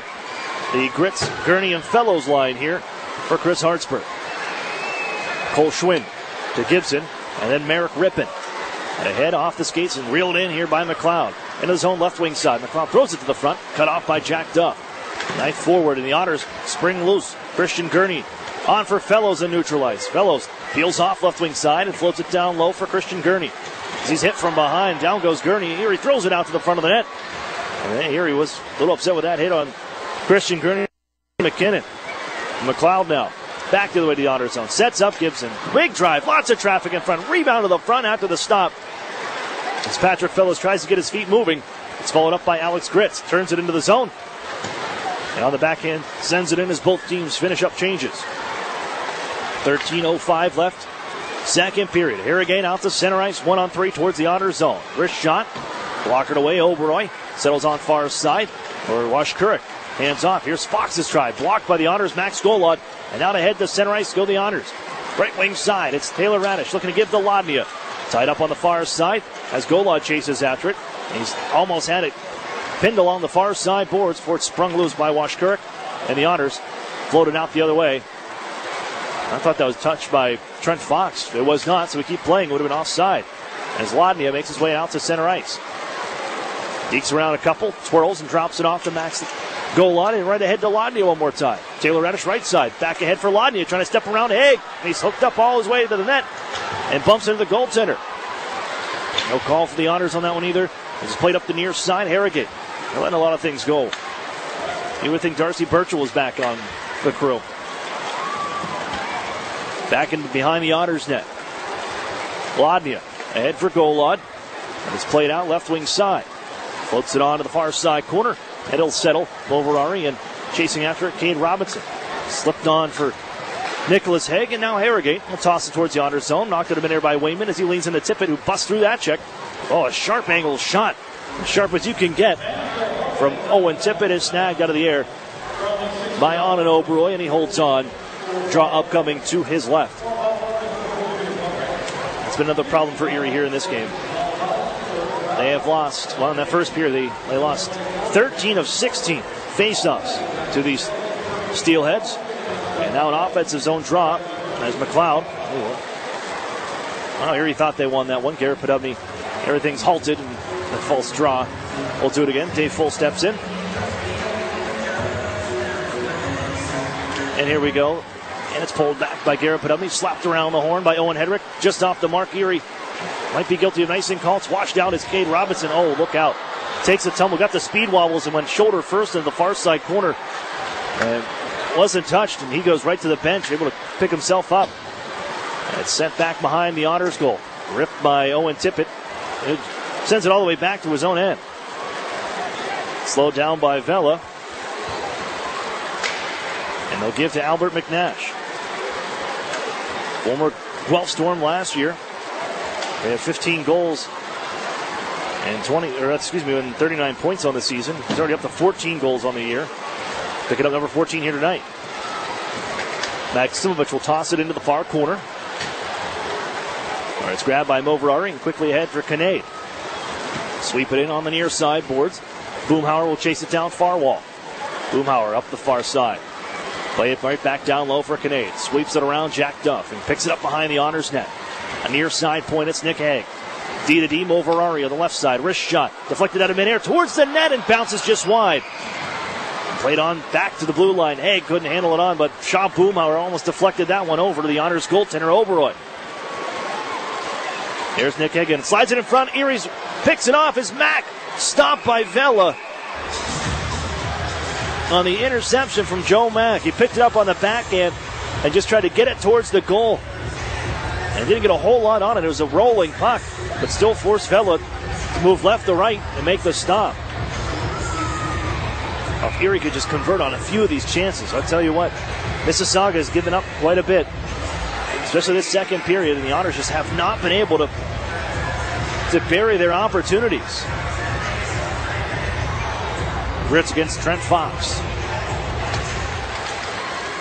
Tie up here, and Gurney flips one towards the goal. It's off the goaltender. Fellows chases it down behind the net.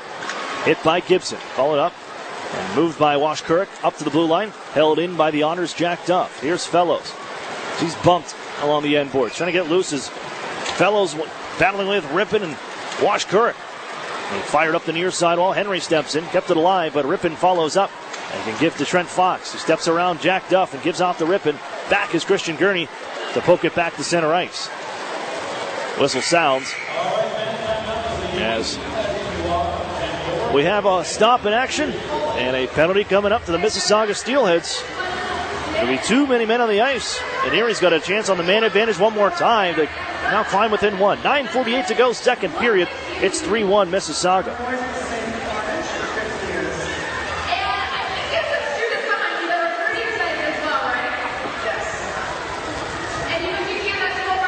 Otters fans, keep your clothes in top shape. Chido's Dry Cleaners, the easy, accessible drive-through and free pickup and drop-off. Chido's Cleaners is second to none. That's Chido's Dry Cleaners, the official dry cleaning service provider of the Erie Otters. As two other school day games underway here today as well. Hamilton with a 2-0 lead over Peterborough. Sarnia with a 2-1 lead over the Flint Firebirds, who are hosting their first ever.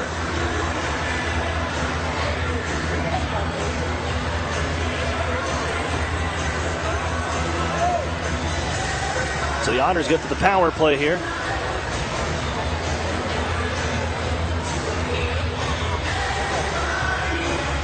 And Carson Edwardson, Max Gola, Taylor Radish, Kyle Maximowicz, and Owen Hedrick will start things. Overari at the face-off one, gives off to McLeod on the near side, and he'll rip it down the ice. Back behind Oberoi, where it skips to the far corner.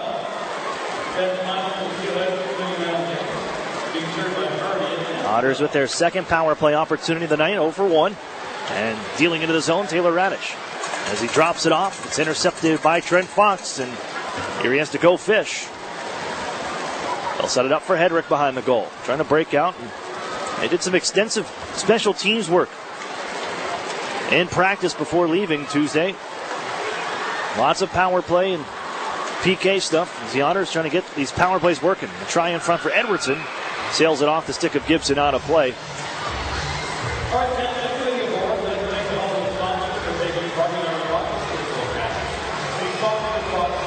And we'll have a face-off to the left of Vela. And the second, the 3-1 hockey game.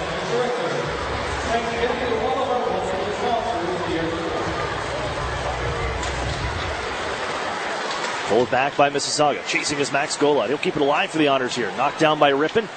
And on after it is Carson Edwardson. Cross-checks a man down to the ice. Takes a hit up high from Rippon. Down goes Gola on a hit from Rippon. Lots of feistiness behind the goal. And Erie sends it back around the horn. Grabbed here by Kyle Maximowicz. Float down low for Max Gola. Man in front. Can't get it to Edwardson. As he pokes it onto the far corner. Edwardson turned around. Leaves it down low. Rippon gets there first. Plays it up high. Glove down by Taylor Radish. Erie holds in. 45 seconds on the power play. Maximowicz left side. Winds up. Slap shot. Pad stop made. Maximowicz gets it right back on the left wing corner. Hit by McNash. Erie gives the goal out. Now Taylor Radish. Played it on. Look out. This is going to be intercepted by McNash. Hedrick comes across. And he hands off to Cascanet. On the no-look pass from Taylor Radish off the mark. Nearly resulted in a short-handed try. Hedrick grabs behind his own net. 20 seconds left on the man advantage. Erie getting parts of a fresh line on as Hedrick gets his way into the zone. Plays it off his skate. And it's swept down ice. Mississauga on the clear. This will just about do it as Erie plays it on to the near side. No one home. It's going to be grabbed by Knabe. Give it to the front and almost poked in by Little. And out of the box. Except the man serving the call, Hardy. Erie, though, the other way. Gurney into the zone. Man on the right side looking for Sandbrook. That's picked off by Moverari trying to get to Harrogate. And he does find him behind the Otters D. Gurney staying with him. Turns around. Snaps the shot just high over the glove of Oberoi. Kept in by Kinnaid. And on again for Brendan Harrogate. Kinnaid hit by Gurney. They tie up in the near side. Down goes Gurney. Puck still underneath him as getting up Cascanet. Still loose. Trent Fox, he'll give to the blue line, and Nick Haig couldn't hold on. As he skips off his stick and back to his own end as he gives some ground. 3-1 Mississauga. Trent Fox, the only goal here in the second period, with 7:04 to go. Ryan Martin plays it around the horn near side. Off the skate of Christian Gurney. Gibson snaps it right back in just across the blue line. As Mississauga tags up, they'll change. Ryan Martin can hold behind his own net. As the Otters making changes on their own end. Snapped ahead for Gritz. Off the mark. Here he gathers from their own line. Robinson trying to give off to Alex Gritz. And it's flipped away on down ice. No icing as Trent Fox beats Ryan Martin. And Fox still after it. Flip it towards the front of the net. Off the pads of the Otters, Oberoi. And on ahead to center ice. Here's Cade Robinson. Good to see that he's okay after that vicious collision to the end boards. On for Podubny. His shot stopped. The rebound. Moved on near side. Maximich takes it nearly away from Harley. Stripped him of the puck. The recovering was Gibson to give back to Harley. Ahead for Boomhauer. Stepped into by the Otters, Jack Duff. Frees the puck up near their own line. Snapped ahead to Kyle Maximovich. And then left side. Robinson to the zone. Long range try off the mark. As Jack Duff in to hold in from the far point. Takes a shove from Boomhauer, but keeps it alive as Haig bumped by Maximovich. Recovering with that long reach, pokes it behind his own goal. Played out in front. It comes to Robinson. Hammers a shot that's stopped by Vela. And Erie back after it. Still in the offensive zone. It'll come to Curtis Henry on the near side. Wrist shot off a stick wide. Boomhauer after it. Chip it up the far side wall. Just on for the Otters is Taylor Radish, but it's muscled out to center by McKinnon. And they knuckle it towards the Otters zone. Following up is Boomhauer. Look out. Flubbed the shot just wide. McKinnon now hit by Duff. Loose to the near side corner. Some pushing and shoving, and the puck still loose in Erie territory. Duff ties a man up. It comes out in front, and Erie able to push it away. Curtis Henry quick on the stick as Golod carries the center. Plays it in. Wladnia towards the goal. That's intercepted and sent right back out to center ice. Here's Taylor Radish on the near side. Pokes it into the zone. Watched by the Otters Golod, and it's flipped ahead by Nick Haig, and now Moverari gets it right back for Mississauga. On for Tippett at center ice. Stretched on for McNash, left wing side. Right in for his own bench. Hit by Hedrick. Down he goes. They tumble down to the ice, and the Otters pick up that loose biscuit and make moves to center ice. Looking for Taylor Radish to pass off the mark. As it's given back to Nick Haig, who holds in the near side circle. His own end. Ahead for McNash into the zone. Man on the back door is McLeod. Reaching is Wayman to take the pass away, and that's a great effort on the defensive side from Josh Wayman as McLeod was wide open on the back door. Here he's still trapped in their own end. Edwardson will pick it up. Stops, starts, gives the goal line. Just rolls off the blade of his stick and gets into the zone, but he's coming off on a shift change. 4:20 to play.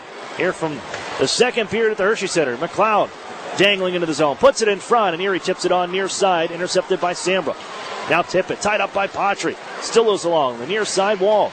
Played down towards the half wall. Intercepted, and Erie nudges it out to center ice. We'll give to Josh Wayman. 5 men into the zone for the Otters. It's a 5-on-2 right now. Here's Mack. Sends it high. And it skips onto the near side to be chipped ahead by Tippett. He got run over on the near side as well by Carson Edwardson. Martin from his own line. Gets it ahead and in down deep. Vela, he's going to stop action after he just saw 5-on-2 in his own end. He'll take the break. And a breather with 3:42 to go, second period. The Otters trail 3-1. He's still looking for a comeback victory this year. And again, opportunities is Mississauga. They've been gift wrapping them here in this second. Martin's try. That's off a stick. That's the face-off one. Given to the front. Here's Gritz turning around. Can't get a shot away. Sends it onto the corner and gets it right back. Gritz, Cranberry Township native in Pennsylvania. On for Patrick Fellows. Christian Gurney. Long range try off a stick. Sails out of play. The near side corner. We'll drop it again to the left of Emmanuel Vela.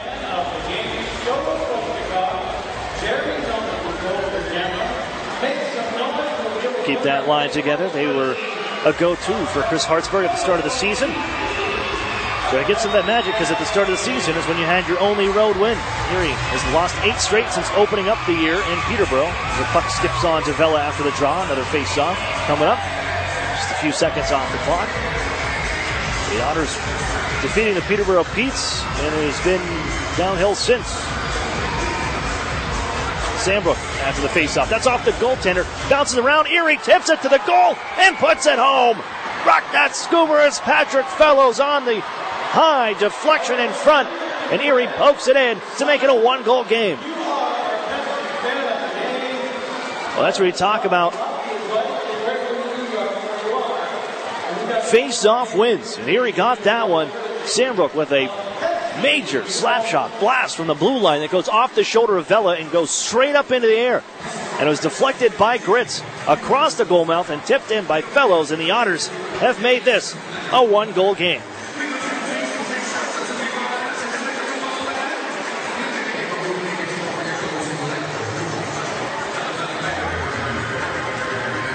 Goal will come at 16:44. I'm not sure if they're going to go look at this one. Everything appeared clean on both deflections. And the puck in the back of the net. And we get the point from the penalty box. We are all a go. It's a 3-2 game here from Erie.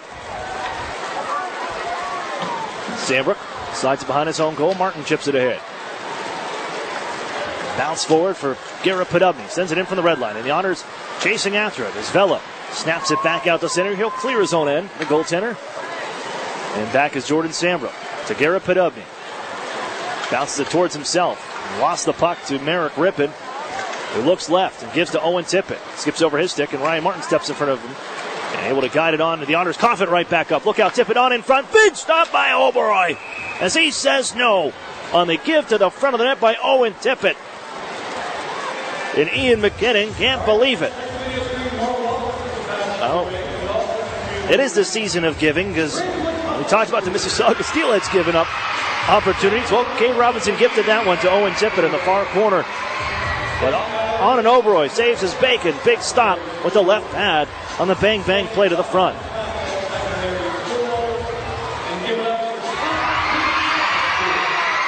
Face-off, push forward, Max Golod charging with Taylor Radish. Gives the Radish right wing side, trying to get a step on Moverari. Radish drives around behind the net, looks in front. Here's a tip play, Lodnia, and it's stopped by goaltender Vela. Sent back to the Otters zone. McLeod will chase it down on the near side corner. Out ahead for Golod. Bounces off his stick, got it right back, Golod, and able to knuckle it ahead for Ivan Lodnia. He's got to reach, but Moverari, he's shoved by the Otters Lodnia. And onto the corner.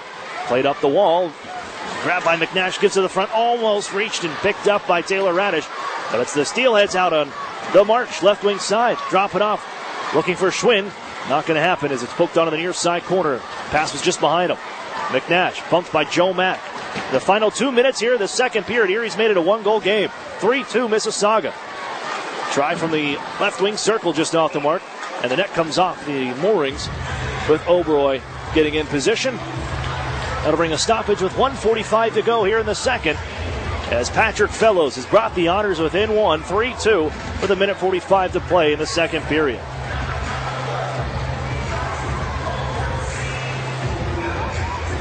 Draw will be to the left of Oberoi, who stopped 21 of 24 so far in this school day game, number 2 on the season for the Otters. Tippett, the blue line, a shot that is just wide. Lots of traffic in front. Cascanes is poked back in front of the Otters goal harmlessly. As Gurney takes over now from neutral ice. Gritz plays it to himself. As Tippett stepped into him, Gritz able to shovel it into the zone. Vela stops it, looking for Harley. Patrick Fellows on top, and it comes to Gurney. Right back for Fellows. Man to the front is Gritz. Fellows comes out high. On the back door, they got Duff walking in, and it's stopped by Vela. Still loose. Gritz bashing away. And pouncing on top of it is Emmanuel Vela.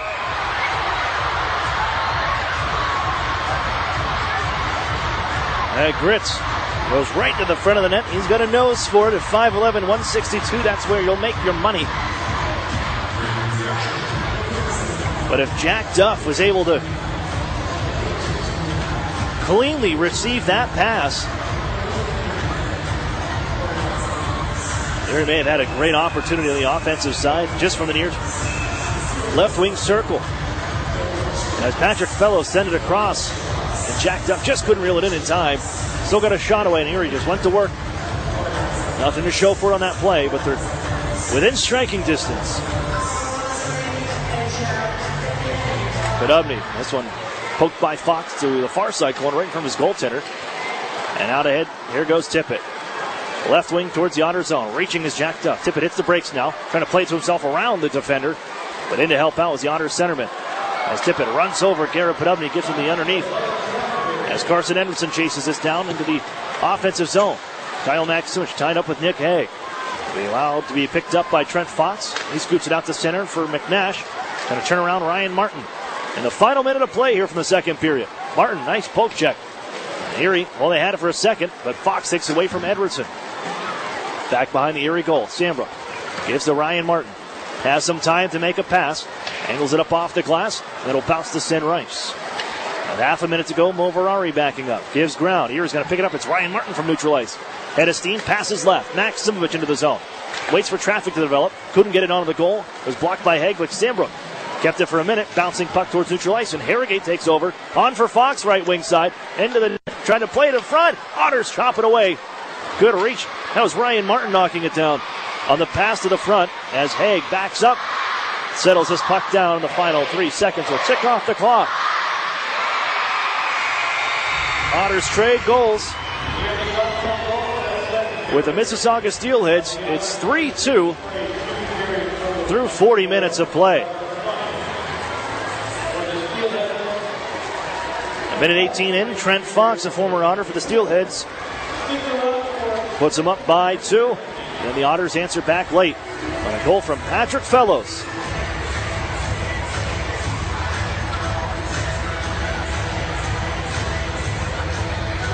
To make it a 1-goal game, 3-2 through 2 periods of play. We'll step away for a break. We'll catch up, actually hear from some of the Steelheads after this. We'll chat with Owen Tippett and Nick Haig when we come back on the UPMC Intermission Report. You're listening to the Erie Otters Radio Network on CBS Sports Radio 96.3 and 1260. Over the years, technology has greatly improved the productivity of the business office. From faxes and copiers to multifunction printers, now we just don't know how to get things done without them. And that means you need a reliable printer copier and a dependable service plan. That's why you should trust Cooper Business Machines. They are Erie's only authorized dealer for Sharp document systems. And most importantly, they'll maintain your machine so that it continues to, well, work. Just like your car, it needs regular maintenance and parts need to be replaced regularly. If your copier isn't properly maintained or you're not getting toner in a timely fashion, then you've been reminded of what it's like to work in the dark ages. Don't wait any longer. Your business requires dependability. Shouldn't you expect the same? Cooper Business Machines, Erie's only authorized Sharp dealer and service provider, helping you get back to business since 1980. Online at cooperbusinessmachines.com or call 456-7585. Looking for the best health plan through your employer? Well, let's look at the proof. With Highmark, you're covered wherever and whenever at 93% of doctors across the country and in 190 countries across the world. So whether you're going to Minneapolis or Milan, your coverage goes too. Choose the plan with Living Proof. Choose Highmark, Blue Cross Blue Shield. Visit ChooseLivingProof.com. Network coverage varies by plan. Check your member materials for details. Interstate Mitsubishi is now selling the Outlander Sport for its lowest price ever, $16,988. That's almost $5,000 less than its original MSRP of $21,890. For just $16,988, you can own an Outlander Sport with a 10-year, 100,000-mile warranty, 7 airbags, and 18-inch alloy wheels. This is the best deal on a brand new CUV you'll find anywhere, and it's only at Interstate Mitsubishi, 1/2 mile south of the Mill Creek Mall on Route 99. Price and prior to tax, title, and license fees. At Tim Hortons, we've got something new. Because we know change is exciting. Change is good. Change is delicious. Try our new hash brown sticks. Golden and crispy, they're perfect for dipping and sharing. Pair them with our new Western omelet breakfast sandwich. Get both for just $3.49. Only at Tim Hortons. At participating U.S. restaurants for a limited time. Offer valid with biscuit, English muffin, and classic bagel breakfast sandwiches with protein, Western omelet, and cheese. the new home of the Erie Otters. WRIE Erie, CBS Sports Radio 96.3 and 1260. Hello everyone, I'm Terry Doyle. Welcome to this week's edition of OHL News, presented by Bauer. Coming up on the show, we'll talk to a pair of Mississauga Steelheads who are taking part in this week's CIBC CHL Canada-Russia series. That's coming up in a moment, but first, this week's OHL On the Run Player of the Week comes from the Mississauga Steelheads. It's forward Albert McNash. He had quite a week with 8 goals in 3 games, helping the Steelheads to certainly a very big week. Started with a shootout loss against the Owen Sound Attack, but then a win in Sudbury, and then a victory on home ice against the Peterborough Petes. The week by McNash helped him crack the top 10 in OHL scoring as he entered this weekend's play with 23 points in 17 games on the back of 12 goals and 11 assists. Staying with the Steelheads, it was a big week for them as Owen Tippett was returned by the Florida Panthers after being Florida's first-round pick in the 2017 NHL entry draft. And Tippett went straight to Owen Sound to join his teammates at the CHL Canada-Russia Series game. Prior to the game, I spoke with Tippett about returning to the OHL and potentially representing Team Canada at the World Juniors. With Owen Tippett, and Owen, just take me through what was the last couple months like being around the Florida Panthers, being in the National Hockey League. Yeah, I mean, obviously it's been crazy. It's been kind of a whirlwind ever since the draft, but to have that experience and play with Florida for the beginning of the season was a dream come true, and it's something that I'll never forget. And it obviously gives me experience to come back here and see what I need to work on and come back stronger next year. You knew this was an option for the Florida Panthers to return you to the OHL. Did you just have to go into the mindset that that's not in my control, I've just got to do everything I can do to stick with the Panthers? Yeah, I mean, obviously you come into the rink every day just wanting to make an impression and make the decision hard for them, but in the back of your mind you kind of know that 9-game rule looms around, so you just kind of make it hard for them to send you down and do everything you can. If I talked to you this time last year to now, what have you learned as a hockey player being around the Panthers? Just how to be a pro. I mean, you see it through guys like Luongo, who's been there for a while, and also the guys that have only been there for 2 or 3 years, how much they act like pros, both at and away from the rink. So it's been good to see that, and I'm excited to bring it back to Mississauga and kind of hopefully relay it to the guys here. Is that some of those things that you've heard about, but until you experience it, sort of live it, where guys don't even have to say anything? You just see how they act and how they prepare themselves. Yeah, they don't have to say anything. Obviously, right from the first day of main camp, you see the difference of guys that have been there and guys that haven't, and it's something that you kind of take in and learn as experience, and it's something that it takes a while to get used to, but it's their lifestyle and it's a job now, so they come into work ready to get better every day. Back to Mississauga now, does it feel like kind of getting the band back together? Yeah, for sure. I mean, obviously they had a slow start like we did last year, but they've picked it up well, and I mean, like last year we had that slow start and we carried on from that slow start and just carried through the rest of the year, but it's good to get some of the guys back. I mean, I know some guys were injured earlier there, and they're all back now, and I mean, there's rumors that Mikey's going to come back soon too. So to get everyone back together, it's exciting, and I can't wait. This is a group that's really grown together the last couple of years, and you find that's the thing, to jump right back in. There's so many familiar faces. Yeah, exactly. I mean, obviously, we had a young team when I first came in the league, and we were, for the most part, we had the same core last year. I mean, it's a young team, and we've just been growing up together and going through the league together. Obviously a championship. You get so close last year. I'm sure now it's a case to knowing there's a finish line. There's something to really get the guys over the top this year. Yeah, for sure. I mean, obviously losing in the finals was disappointing last year, and we want to be able to come back stronger and finish it out this year. That was Owen Tippett of the Mississauga Steelheads. Among his teammates for Team OHL at the CIBC Canada-Russia Series, defenseman Nick Hague. Nick, what does it mean to take part in this event here? Yeah, it's a huge honor to represent Team OHL. There's obviously lots of great talent in our league, and to be selected as one of the few to play for this team, it's it's a pretty special feeling. As you go into it, do you just have to treat it like any other game? I think so. I mean, we're all picked to play here for a reason, and I think if we just come here and don't try to change our game, just play the way we know how, and that's going to be what works out best for us. Give me your take. I know it's not the start of the season you guys wanted, but now you're finding you can sort of move forward better now. Yeah, obviously a bit of a slow start, but last couple weekends, last couple weeks, we've really started to play well and play back to the way that our coach wants us to, and get going on the right page. And then, obviously yesterday got some big news having Tibbert come back, and he's going to be a huge addition and really help us going forward. That was Nicholas Hegg of the Mississauga Steelheads, part of Team OHL at this week's CAIBC Canada-Russia Series event. Now it was Team Russia who came out on top 5-2 in the first of the two OHL stops. Team OHL will look to avenge that loss coming up Monday night in Sudbury.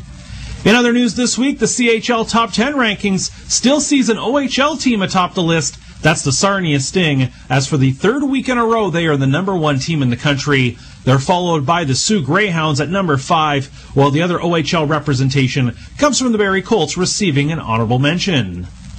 Big news out of the nation's capital this week as the Ottawa 67s and the Quebec Major Junior Hockey League's Gatineau Olympique will host an outdoor game. That's coming up December 17th at 3 o'clock.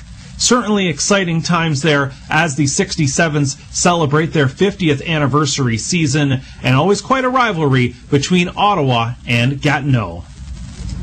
Recently, the Ontario Hockey League announced the OHL Academic Players of the Month for October. In the East Division, it's sophomore forward Kevin Ball of the Ottawa 67s, who carries an 86% average in grade 12 university-level courses. In the Central Division, we go to the Sudbury Wolves and rookie forward Blake McConville. He has an 87% average in his grade 12 university-level courses. Now to the Western Conference. In the Midwest Division, the London Knights and forward Billy Moxall. How's this? 97% average in his university-level courses. Quite a time for him, balancing both hockey and education, as all these players do. And in the West Division, it's up to the Sioux. And Sault Ste. Marie Greyhounds rookie forward Brett Jacklin, an 88% average in his courses, including math advanced functions, accounting, and chemistry. Quite a time as all these players balance both hockey and education. The Ontario Hockey League helping put players through university scholarships as well, in excess of $3.17 million going towards scholarships last season, as the OHL, of course, balancing both hockey and education. Well, that's going to do it for our show this week. You've been listening to OHL News presented by Bauer. I'm Terry Doyle. Thanks for joining us. You're listening to the Erie Otters Radio Network on CBS Sports Radio 96.3 and 1260. This holiday season, my good friend gave to me. Selling Powerball tickets, 6 match 6 chances. 5 cash points. 4 cash for lives, 3 pick 3s, 2 Mega Millions. Pennsylvania Lottery tickets make great gifts, like the new Merry Millions with top prizes of $1 million. Players must be 18 or older. Please play responsibly. Benefits older Pennsylvanians every day. And best wishes from the lottery. Listen to this. Do you hear that? That's the sound of all the people clicking on your website right now. That's right, crickets. Get a website worth clicking about. Call or text Epic Web Studios at 814-746-6987 and turn silence into this.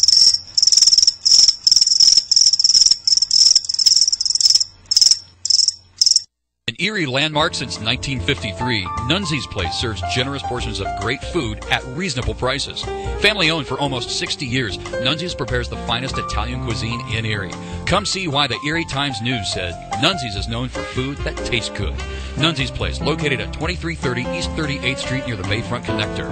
To call for reservations or place an order for takeout, call 825-2940. Nunzi's, known for Italian food that tastes good since 1953. Over the years, technology has greatly improved the productivity of the business office. From faxes and copiers to multifunction printers, now we just don't know how to get things done without them. And that means you need a reliable printer copier and a dependable service plan.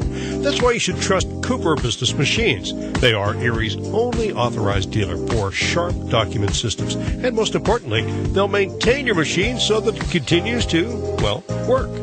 Just like your car, it needs regular maintenance and parts need to be replaced regularly.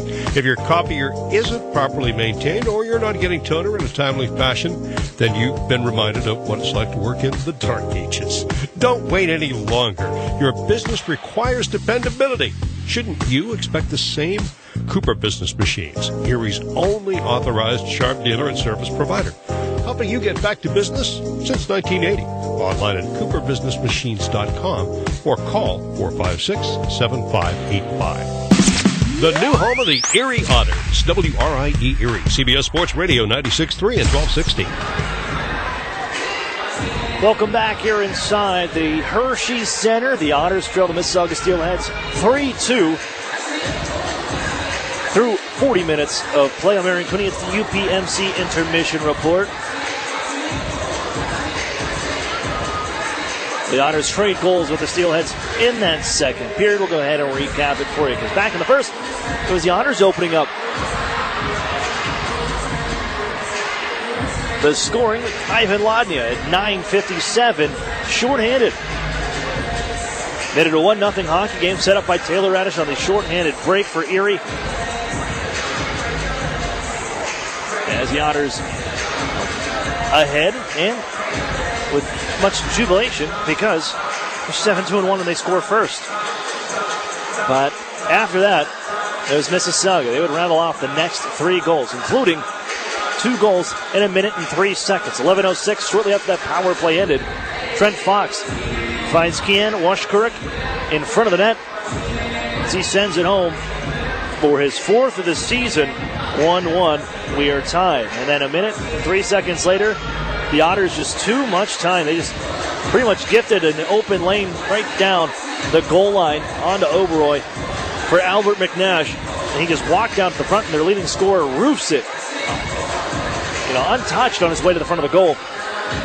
2-1 Mississauga. They would add it to it quickly in the second period. Trent Fox, the former Otter, it would have walked down left wing side, and from long range snaps it past Oberoi at 1:18, and it's 3-1. The Otters, well, they woke up. They had a pretty good second period. They had a lot of chances. If they could capitalize on a couple of these chances, you're looking at probably a 4-3, 5-3 lead for the Otters. They just haven't been able to find the back of the net on these opportunities. But at 16:44, a face-off win back to Sandbrook. He lets the shot go. Stopped originally by Vela. Erie tips the rebound to Patrick Fellows, who sends it home.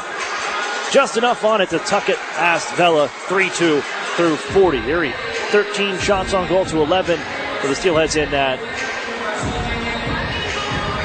second period. The Otters outshot 24-20 so far on the night. Real quick, a look at the out-of-town scoreboard, brought to you by the Sheraton and Courtyard Erie Bayfront Hotels. Proud sponsors of the Erie Otters. You honor be staying with the best.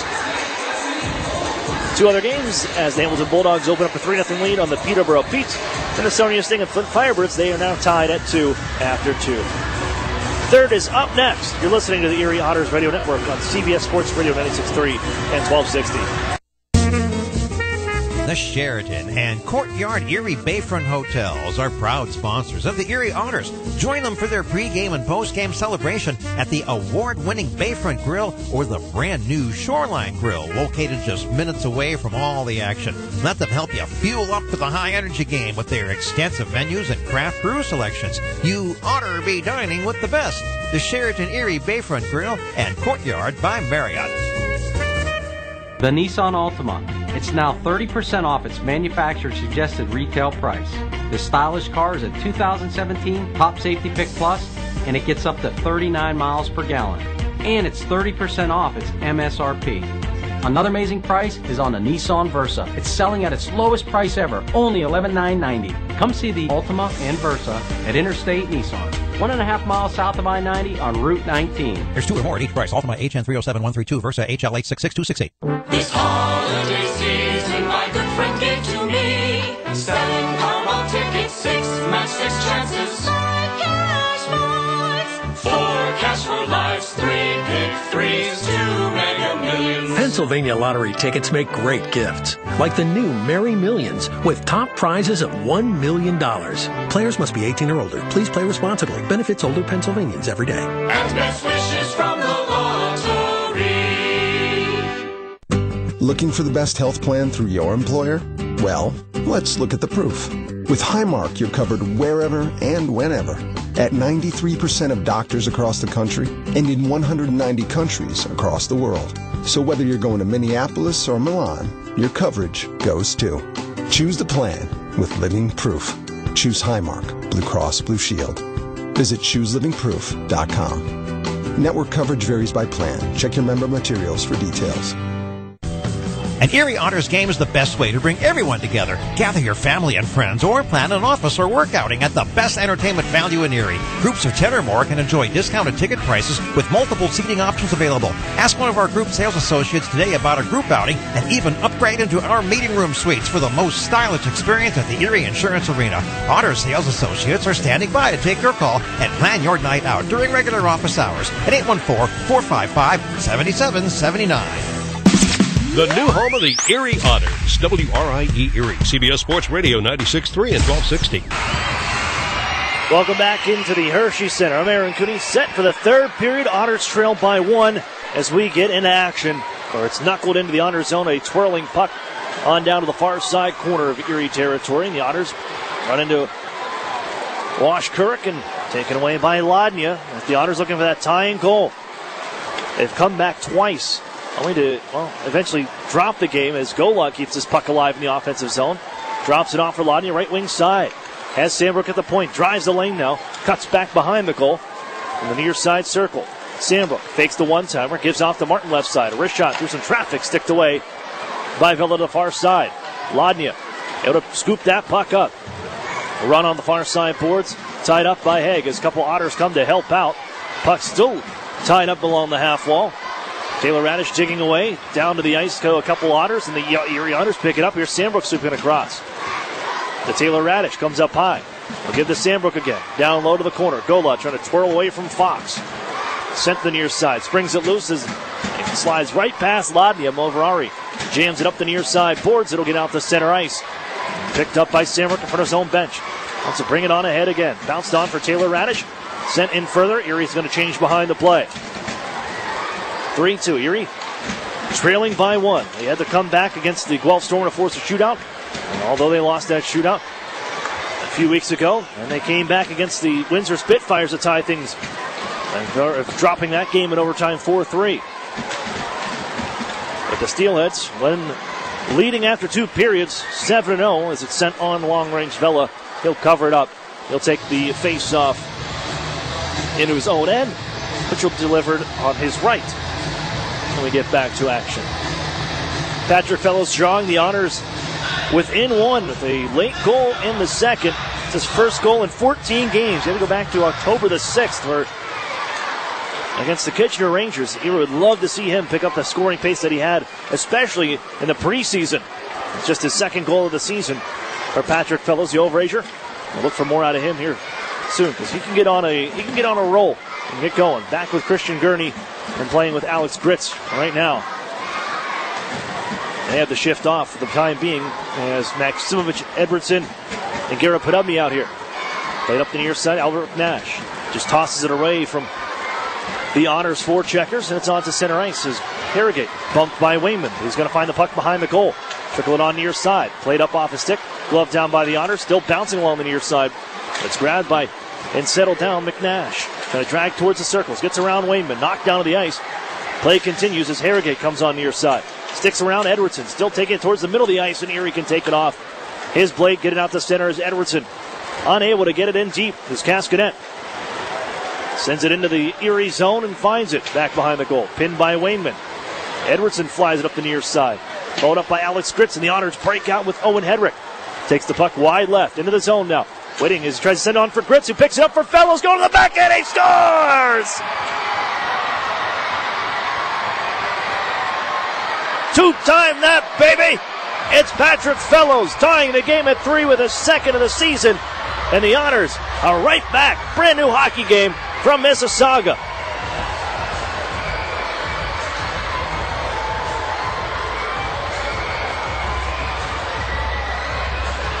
Well, Erie at the tail end of that shift. You had a couple players heading and go make the shift change. Edwardson and Wayman keep things going as it's sprung loose to Owen Hedrick, who carries the mail all the way the other side as he looked to pass it on for Patrick Fellows, but the pass was deflected, and following up was Alex Gritz. Comes right to him, puts it right on the blade for Patrick Fellows to go backhand and tuck it home. It's all tied at 3. Erie looking for more. That'll keep the assist streak going for Owen Hedrick. That's a 5-game assist streak now for number 47. McKinnon into the honor zone. Leaves it in the corner. Little after it. He scoops it up, stepping in front of Gritz. Carries on near side. A 2-point night for Alex Gritz as well. Snapped out towards the blue line off the skates of Gurney, followed up by Gritz. Chipping out towards center ice. As it's gloved down by Moverari, it's still loose in the neutral zone. Henry bounces it off the stick of Jack Duff. Little follows up as Gurney gloves this one down, flips it forward. But Little able to hold in, tosses it near corner. Erie look out. They lose the puck on the near side. Luckily, Oberoy poke checks it away for the upcoming forechecker, Kinnaid. And now a long-range dish by the Otters. And an icing call upcoming. Nick Haig beats out Gurney, and Erie has a tired unit out.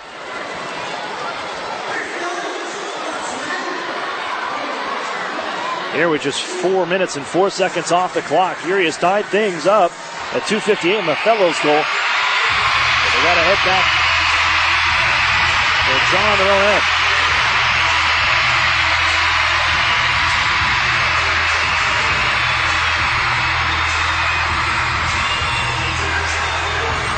Here's the new icing roll. Getting a warning is Alex Gritz. If he's waved out after a long-range change here, with the faceoffs one back to Rippon. Had he have got kicked out again, Erie would have had to serve a delay of game penalty. And they ramp it around the wall, and Gurney will send it in from center ice. And there's the wholesale change for Erie. I think that's a good roll as well. You got guys that usually they delay or break a stick or something on the faceoff. You can't do that anymore. And delay a game call. Here's Taylor Radish coming into the zone. Looking to snap it on to Jordan Sambrook just in. It's off the stick, loose in the near side wall. Poked out to center ice by Merrick Rippon. Well, Trent Fox across the Otters line. Slings it wide. They'll kick off the corner all the way up the far side boards, and Max Golod on the march. Tossed it in, trying to get around Gibson. Loose as it rolls down to the far side corner as Golod sandwiched in those far boards. Worked ahead by Washkurik, and now Rippon joins the rush out to center. Red line and down. Martin leaves it on the far side wall for Jordan Sambrook. As defensive partner comes to help out. McLeod, now Harrogate follows up. He's got the puck, takes it behind the net. Swept off of his stick by Ryan Martin. Erie chips it up the wall, but not out as Moverari holds in. Stepping in front of Ivan Lodnia. Harrogate along the near side. Back for Albert McNash. He's got goal number 14 already this season. And as he hands off, wrist shot, save made. Harrogate after it. After the stop by Oberoy on McLeod. Loose into the Otters corner. Martin gives out ahead. Held by Haig. And back down deep. Poke from the half wall. Here's Albert McNash turning with the puck to Haig. Wrist shot off the mark. Moverari keeps it. Harrogate behind the net. Dish back on left, rather for the right wing. As the left-hander, McNash, dick handles around everybody, but loses that biscuit to be chopped out ahead on the 9-iron by Ivan Lodnia. Here he gives head to Golod. Bounced a little bit left for Ivan Lodnia, but the puck rolls away from him as it settles on down to the near side corner. Taylor Radish after it. Carries, hands off, Wainman. Oh, he just can't get the handle on it. Had he been a right-hander, he would have had a good chance. As it's flipped from center by Harrogate on goal. Settled by Oberoy, and the Otters move forward. 7 minutes nearly off the clock here from the Hershey Center in the third period. All tied up at 3. Cade Robinson back on as he turns on the near side wall. It's taken away, and Merrick Rippon ahead for Ian McKinnon. Gives forward, and the Otters able to get back defensively. Wayman chips it up the near side. Kept in by Rippon. Sent towards the goal where it's picked out of the air over the Otters on an Oberoy. He had to reach for that one. That was 2 feet above the goaltender's net. And he'll take the face off coming to his right anyways.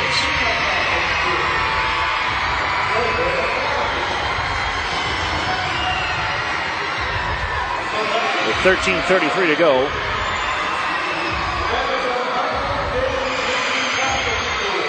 Rippon after the face-off flip. Plays it off the skate of Robinson. Given down to the near side corner for Owen Tippett. Rolls off of his stick. Garrett Podubny. Stick handles around Trent Fox, and he'll take off. Trying to go end-to-end here. It's guys at head forward for Kyle Maximovich. Bounces around Gibson to the far corner. Erie in offensively. Rippon pokes it away. Loose on the far side. Pinching in Josh Wayman. Keeps it alive. Hands off to Kyle Maximovich. Around one defender. Here's Podubny. Slings it to the front, and it's just through the goal mouth. Nobody could get its wig on it. As Washkurik gets out the center and backhands it off Wayman. Here's Fox on the steal from Wayman. Gets into the zone. He's got a line coming towards the goal. Turns on the backhand and sends it wide of the Otters net. And Erie just chips it out to center. They're finishing a change. Trent Fox carries on far wall towards his own bench. Now twirls back at his own line.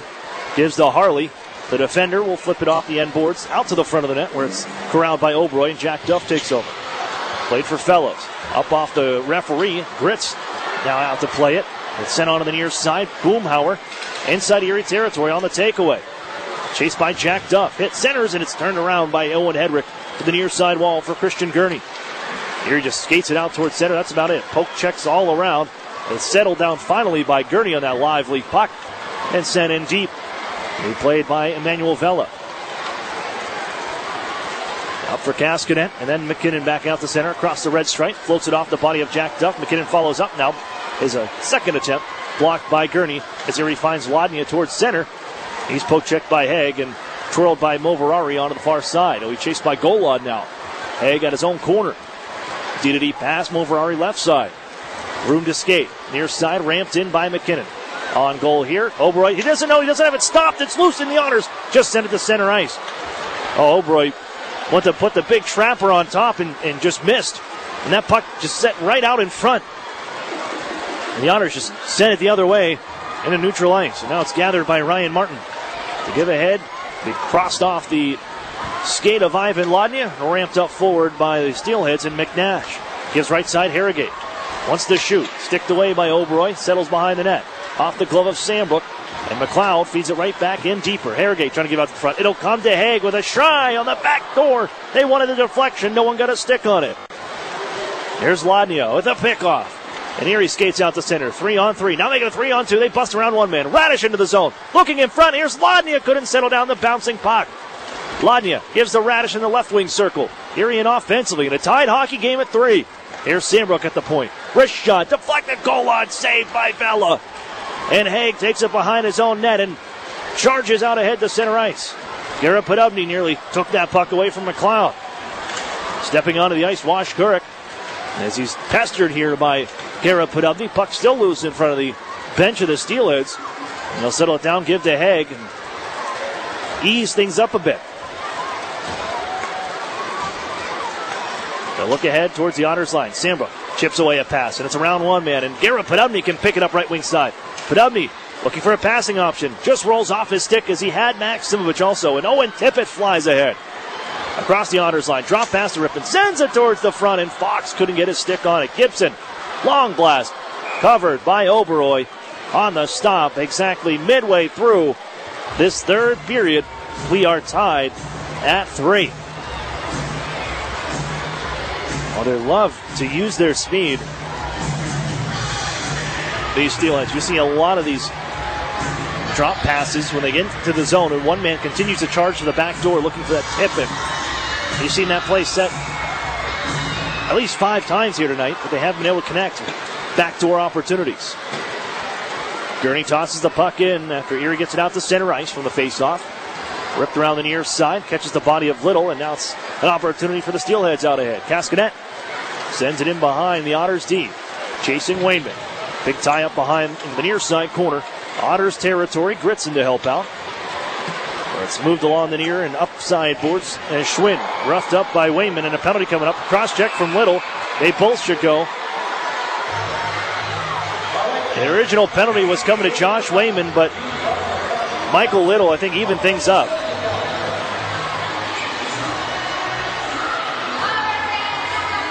That's, you're talking about ill-timed penalties. Mississauga almost had the power play opportunity to go up late in this game. And then Little came in and threw the cross-check on Wayman, who was already going to the box, and even things up. It's a boneheaded move.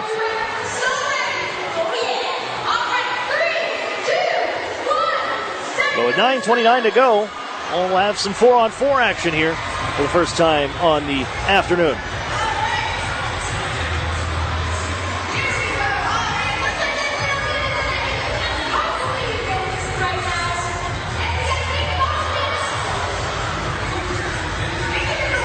Otters fans, True Moo and Meadowbrook Dairy Pure Milk is the official milk choice of the Erie Otters. It's True Moo and Meadowbrook Dairy Pure Milk. Pick up a gallon today at your local grocer.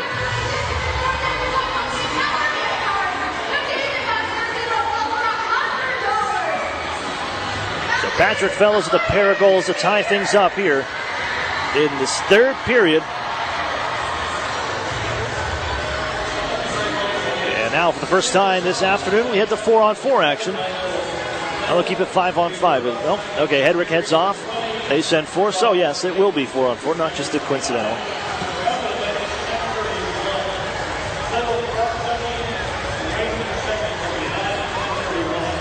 And the draw will come to the right of Anand Oberoi. Face-off pulled back by McLeod. Nobody home, and it's around Nick Hague. Who has to go and chase it down to his own end. Lodnia after Moverari. 2-7 on 2-7.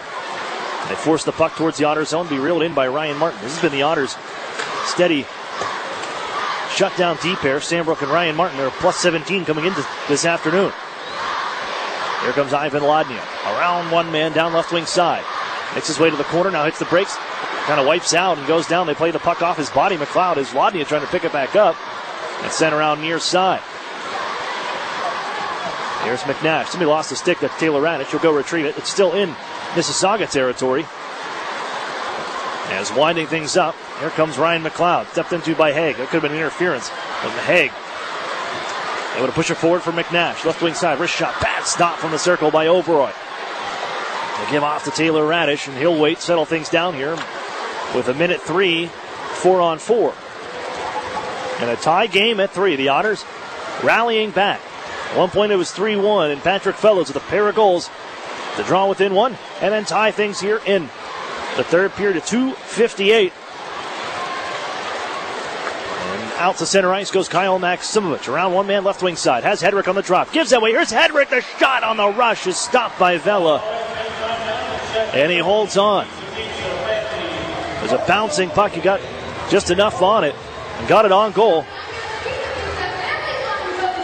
But Owen Hedrick, Otters defenseman, 5-game assist streak now for number 47 and the overager. Garden River, Ontario. Face-off win Erie. As Maximovich unable to push it across, but he able to take the puck away. A little help from Carson Edwardson. And Erie has control back at center. Half a minute, 4-on-4. Hedrick. And the final 8 minutes of regulation time, all tied at 3, Otters and Steelheads. The OHL final rematch on for Edwardson. Now Hedrick ties up Owen Tippett, but he's got a burst of speed, but couldn't find the puck, and allows Hedrick to take over. He's it for Edwardson, roughed up by Rippin, and Wash Kurek takes over. Second rounder in 2017, Wash Kurek. A goal here, his 4th of the season. He takes the puck onto the Otters zone near side. Giving out ahead to Rippin. They just got him back too. He played with BJ Adams' Canada Red Crew. Gibson winds up. His shot. It scores. Stephen Gibson with a bomb from the blue line. It sneaks underneath Oberoi. And the Steelheads take a 4-3 lead just as we got back to 5-on-5. That's one you gotta have.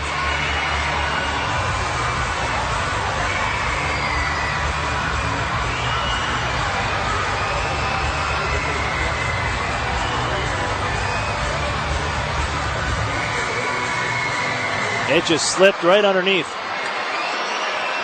On an Oberoi through the 5-hole. And the Otters find themselves trailing by 1. They go right back to their bread and butter here. Gritz, Fellows, and Gurney, they've been good tonight. Played on the far corner. The Otters playing catch-up once again. Here's Moverari up the near side as the Otters take a chance. Sandbrook has a puck. Picks it off, takes it to the corner, sends it in front. Tipped in by Gurney.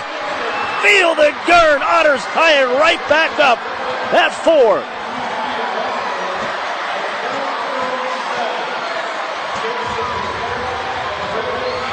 Just seconds after Stephen Gibson had given the Mississauga Steelheads a 4-3 lead, Christian Gurney comes right back and ties things up. Gurney's 6th of the year.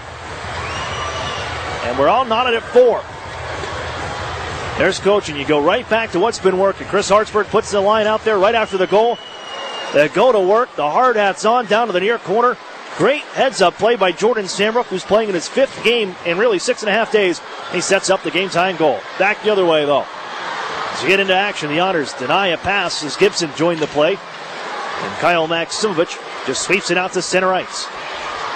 Maximovich, Radish, Lodnia. Hartsburg putting these three back together. Looking ahead, get back ahead. They've come back a few times now. Here's Ivan Lodnia. Gets into the zone. Looking for a pass. It's Radish. Loose and fires it high between the circles.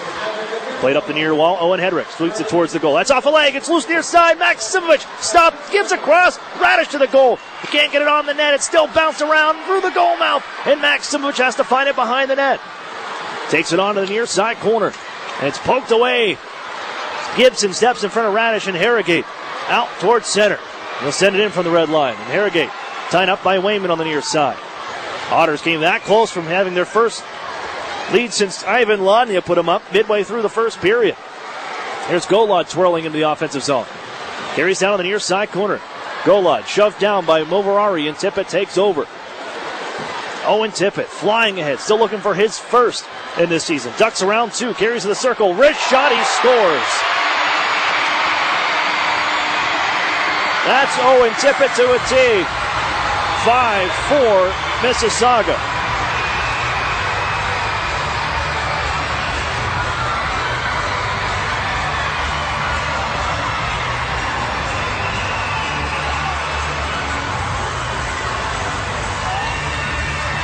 Just after the Otters had a couple opportunities to push themselves ahead by one. And Owen Tippett ramps it up from his own end across center ice and just unleashes an absolute laser beam from the right wing circle. And the right-hander has his first of the season, just his third game since being returned by the Florida Panthers. And they're right back up by one. And Tippett has a steal. Slap shot, pad stop, and covered by Oberoi. With 5:11 to go. Now some rough stuff here. Pushing and shoving back behind the Otters net. As Haig and Duff, Henry, Fox.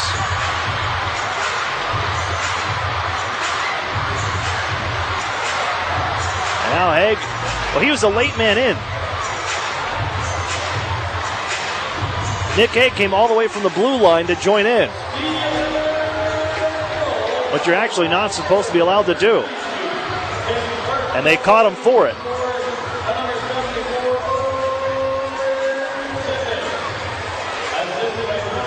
We'll have some penalties here. And Haig comes to the box. Yeah, that's the correct. Nick Haig made it his decision to come all the way in from the blue line and then join the fray that was taking place behind the net. And he's going to serve. Otters have their door open up as well.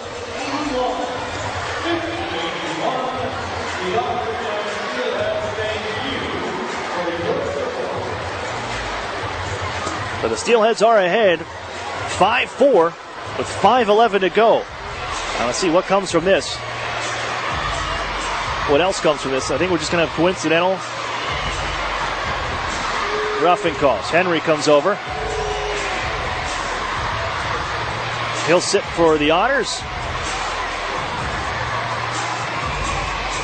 Haig down for the Steelheads, and maybe this is a chance you can take advantage here if you're the Otters. You got the big rangy defender at 6'5". You trail by one. He's off the clock. Now the Otters may have they're going to get the man advantage. I thought that was going to be the play. As Trent Fox, the extra man, comes over, and now Erie has the power play. So the original, you were getting the calls to Henry and Fox, and because Haig came all the way in, I mean, they do this. You watch the linesman when a pushing and shoving starts after a whistle. Watch the linesmen, the officials. They tell the blue liners, you can't join in. Well, Haig went and did that anyways, as he jumps in as the late man, and he gets the call. The Otters now to the power play, and this is key. With 5:11 to go, power play chance, and the big 6'5" defender, a second-round pick of the Vegas Golden Knights, off the ice. Fed around the far boards as Erie keeps in off the skate of Kyle Maximovich along the half wall. He's tied up. Erie picks it up. Here's Hedrick across the near side circle. Taylor Radish back again through the box. They'll set up Hedrick now. Center point, half slapper. Here's Taylor Radish. Slap shot, save made, rebound.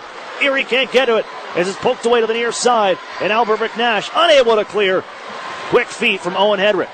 Sent by Golud to the near corner. as he's shoved by Gibson. Comes up the wall, plays it that way. Hedrick settles it down. Taylor Radish, center point. Now Maximovich on the left wing side. Looking to give to the front. Tip just wide. Bounces midair. Line into the goal. Swept out by the blade of the goaltender. Erie holds on. Hedrick. Right side for Taylor Radish. Walks in. Wrist shot. It's blocked by Gibson. And it's loose underneath and whistle sounds. As Gibson on top of it is loose in his equipment. The face-off will stay inside Mississauga territory. Erie to the power play.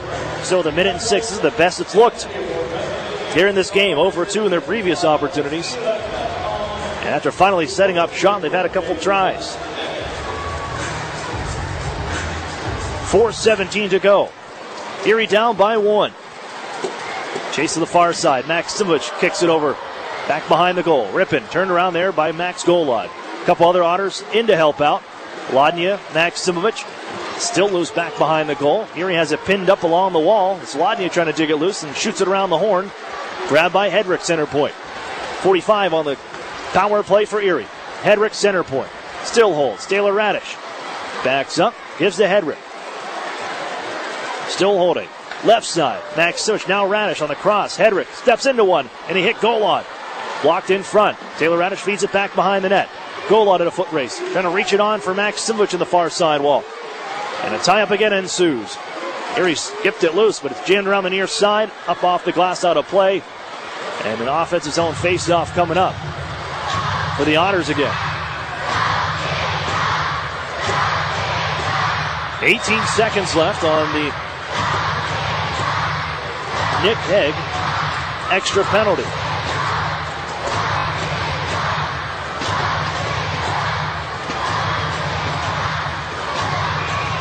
With 3:29 to go, and the Otters need one to tie.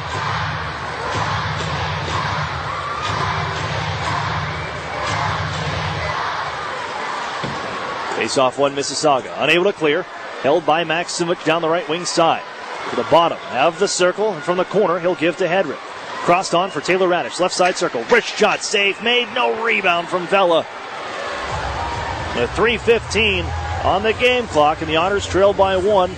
They got a few ticks of the clock left on the power play, and the shift is on for Erie. Gritz line takes the ice.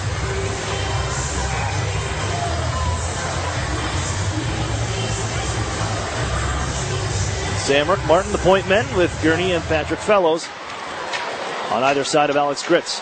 Face off one Mississauga. They give up the line. Held by Sambrook. Gives off to Alex Gritz. Shuffles it down low. Gibson after it. Fellows crashing in. Keeps it alive. Here's Alex Gritz again. Takes off behind the net now. Onto the far side circle. Haig is on. We're even strength. Tippett takes the puck away. Stepping in front of one man. It's bounced out towards the front. Still loose between the circles. And the soft hands of Owen Tippett will settle down the bouncing puck as he looks for a passing option and just skies it out towards center. Sambrook steps in front of that one and picks it up in the offensive zone after the kick. Feeds it down low. Fellows trying to go to work. So he ties up one of the Steelheads behind the net. Owen Tippett. It will scoop it loose. Now Rippin. Off the body of Patrick Fellows. Rippin got it right back behind his own goal. Feeds Kinnaid on the near side, but it's taken by Martin at the roll off his stick to Sambrook. In some trouble there at his own end. Chops it away from a man. And here's Christian Gurney at center. Going to get to the red line. He'll hand off to Carson Edwardson. Walks in. Wrist shot. Blocks as it pops in the air. Following up is Wayman. Hands off left side. Just out of the reach of Cade Robinson.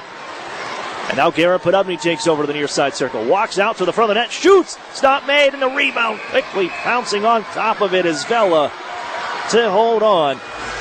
With 2:02 left in the third period.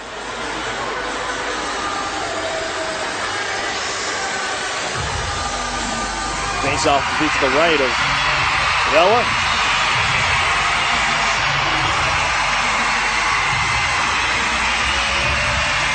The Otters trying to snap this road losing streak. It's up to an 8th game. They trailed by 1. Got to get that game tying goal here first. There's Nick Haig. Chase to the far corner. Stepping in, Owen Hedrick. Keeps the puck alive along the half wall. Haig finds it again in the corner and sweeps it behind his own goal. There's Moverari. Bump up the wall and out. Settled by Wayman in his own line. Snapped quickly for Carson Edwardson. Skips over his stick. This will go for an icing call. Robinson on his horse. Tried to beat it out, but Moverari wins the race to the puck. with 1:39 to go here in the third. We will watch for Owen Oberoy down to our left.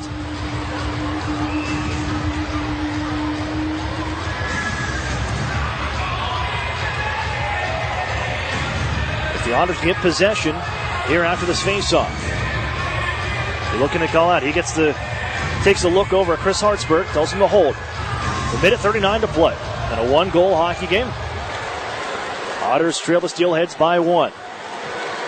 Owen Hedrick back behind his own net after the faceoff win.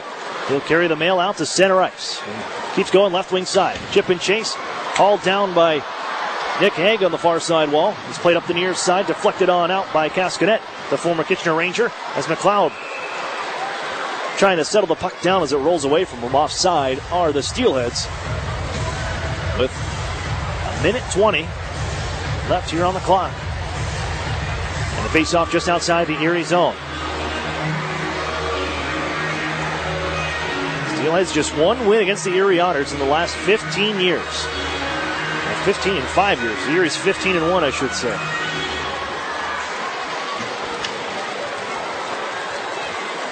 Sent into the Otter zone, slowed by Oberoy. Sandbrook.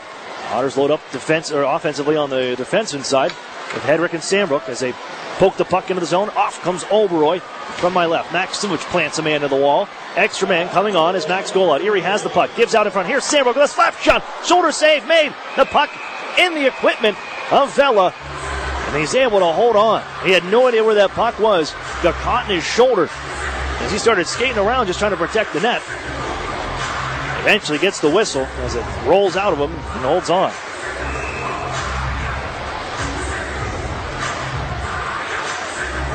Now Erie's going to use their timeout.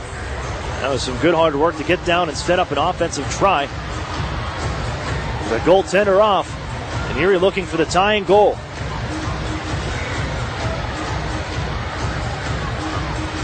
The Otters on to the road here for the weekend as well.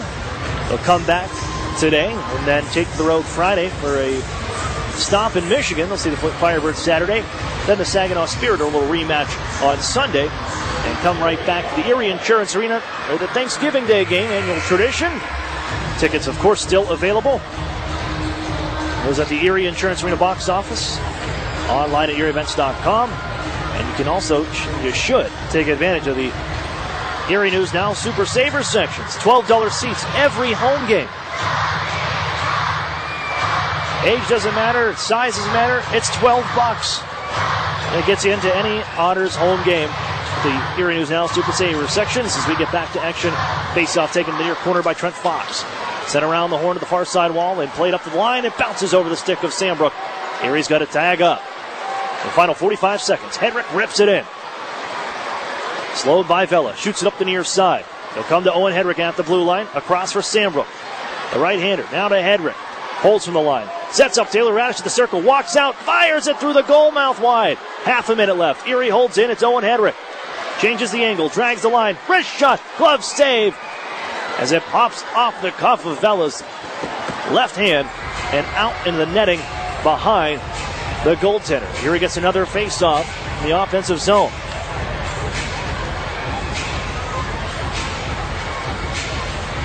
And it'll be the left of Vela. Lodnia directs traffic and will settle in against Ryan McLeod, the younger of the two McLeod brothers.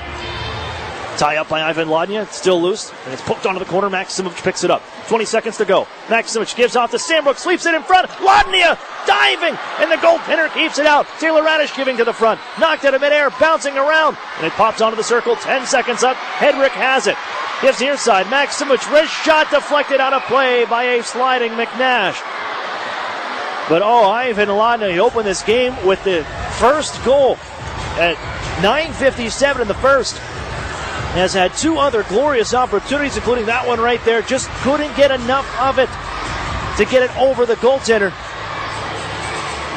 And now with 4.9 on the clock, Vela, major stop. And Erie needs a face-off win here. They're going to try to set up Taylor Radish. Gun cocked to the left of Sandbrook. On the draw, Lodnia ended up poking it forward. Moverari has it. He'll pin it along the wall as time runs out on the third period. 5-4 the final here from the Hershey Center.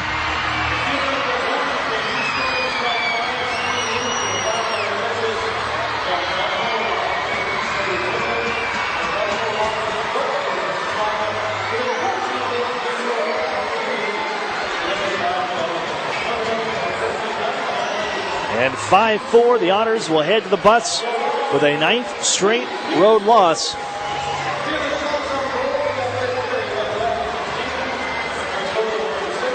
Despite the efforts to come back and tie this game up twice in the third period, Erie falls by 1. We'll step away for a break. Post-game show coming up after this. You're listening to the Erie Otters Radio Network on CBS Sports Radio 96.3 and 1260.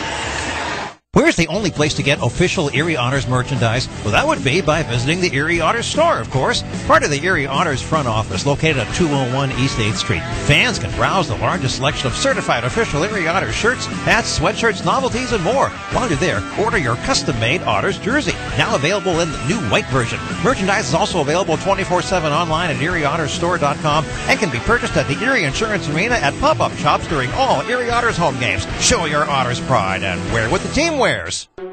As more and more companies offer their employees a choice of health plans, more and more people are deciding UPMC Health Plan is the best choice. With affordable in-network access to UPMC and other doctors and hospitals in your community, plus award-winning customer service, it's no wonder UPMC Health Plan is the fastest growing health plan in the region. So when your employer gives you a choice this year, make the choice more and more people are making. Choose the best. Choose UPMC Health Plan. The Sheraton and Courtyard Erie Bayfront Hotels are proud sponsors of the Erie Otters. Join them for their pregame and postgame celebration at the award-winning Bayfront Grill or the brand-new Shoreline Grill, located just minutes away from all the action. Let them help you fuel up for the high-energy game with their extensive menus and craft brew selections. You oughter be dining with the best. The Sheraton Erie Bayfront Grill and Courtyard by Marriott. The new home of the Erie Otters, WRIE Erie, CBS Sports Radio 96.3 and 1260. Welcome back here inside the Hershey Center, where the Otters fall valiantly, 5-4 the final. Here to the Mississauga Steelheads. In a, hard-fought contest to the end. The Otters, outside of that first period, I thought the Otters were much more prepared here this morning as opposed to the last school day game against the Kitchener Rangers, but the Otters just didn't have enough here at the end to get that next goal, and boy, did they come so close.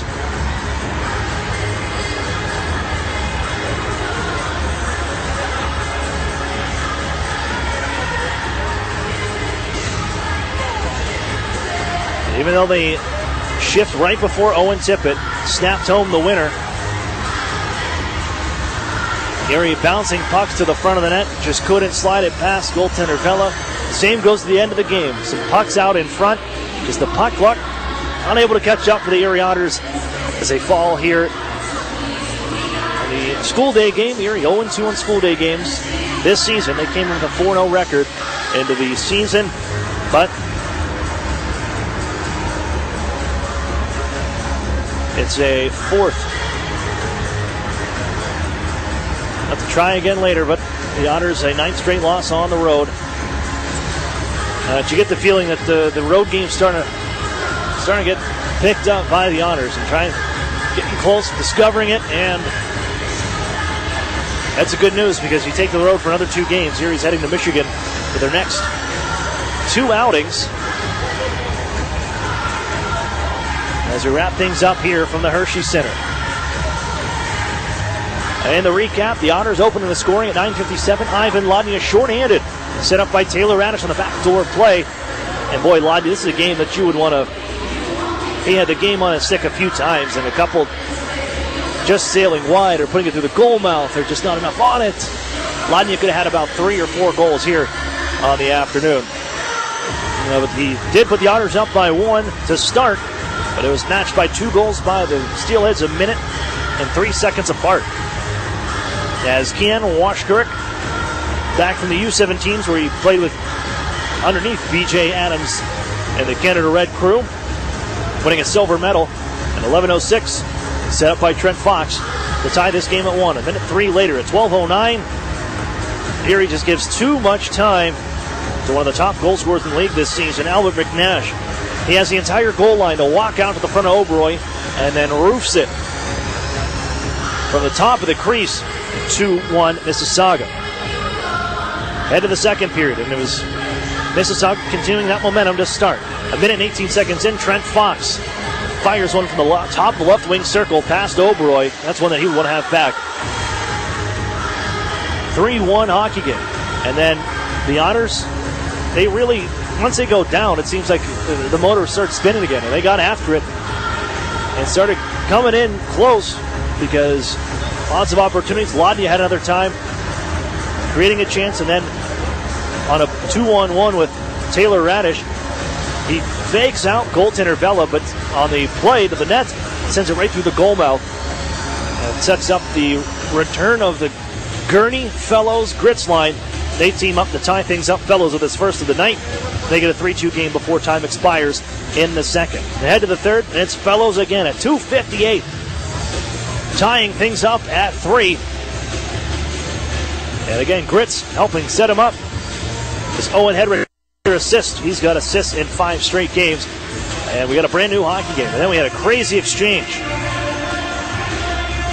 For the next minute and 50 seconds, starting at 12:37, Stephen Gibson blasts one through on an Oberoi, and it's a 4-3 lead. The Otters answered right back. 27 seconds later, Jordan Sambrook pinches in from the right point, skates the puck all the way down the corner and centers it in front for the deflection by Christian Gurney to put it home. We're all tied at 4, but then Owen Tippett puts the game on his stick, takes the puck from his own blue line, wheels into the offensive zone, cuts across, and unleashes a laser beam from the right circle that beats Oberoi top shelf. 5-4 Steelheads. And that'll be your final. Erie got close at the end there. Lodnia just didn't have enough on it to poke it past the sliding, diving goaltender as Vela made the stop, and he made a couple others at the end of the game. Erie ends up out shooting the Steelheads by a final 36-33. Where the Steelheads prevail and hold on for just their second win against the Erie Otters in the last 5 years. Their last one was here in this building on February the 12th of 2016. They're that 15-16 team. That was a team that the Otters, they barely lost on the road that year. They had 27 road wins. But it's the Steelheads holding home ice here in this first edition of the OHL Championship rematch. 5-4 is the final.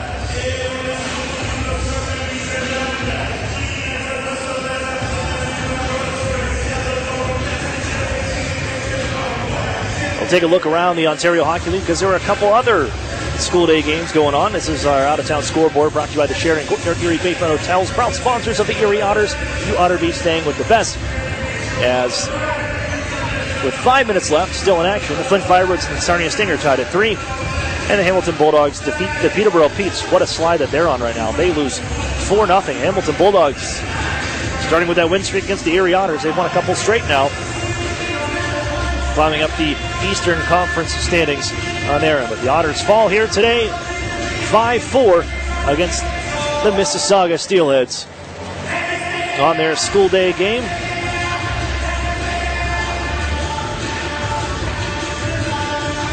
In front of 5,081. I don't know about that.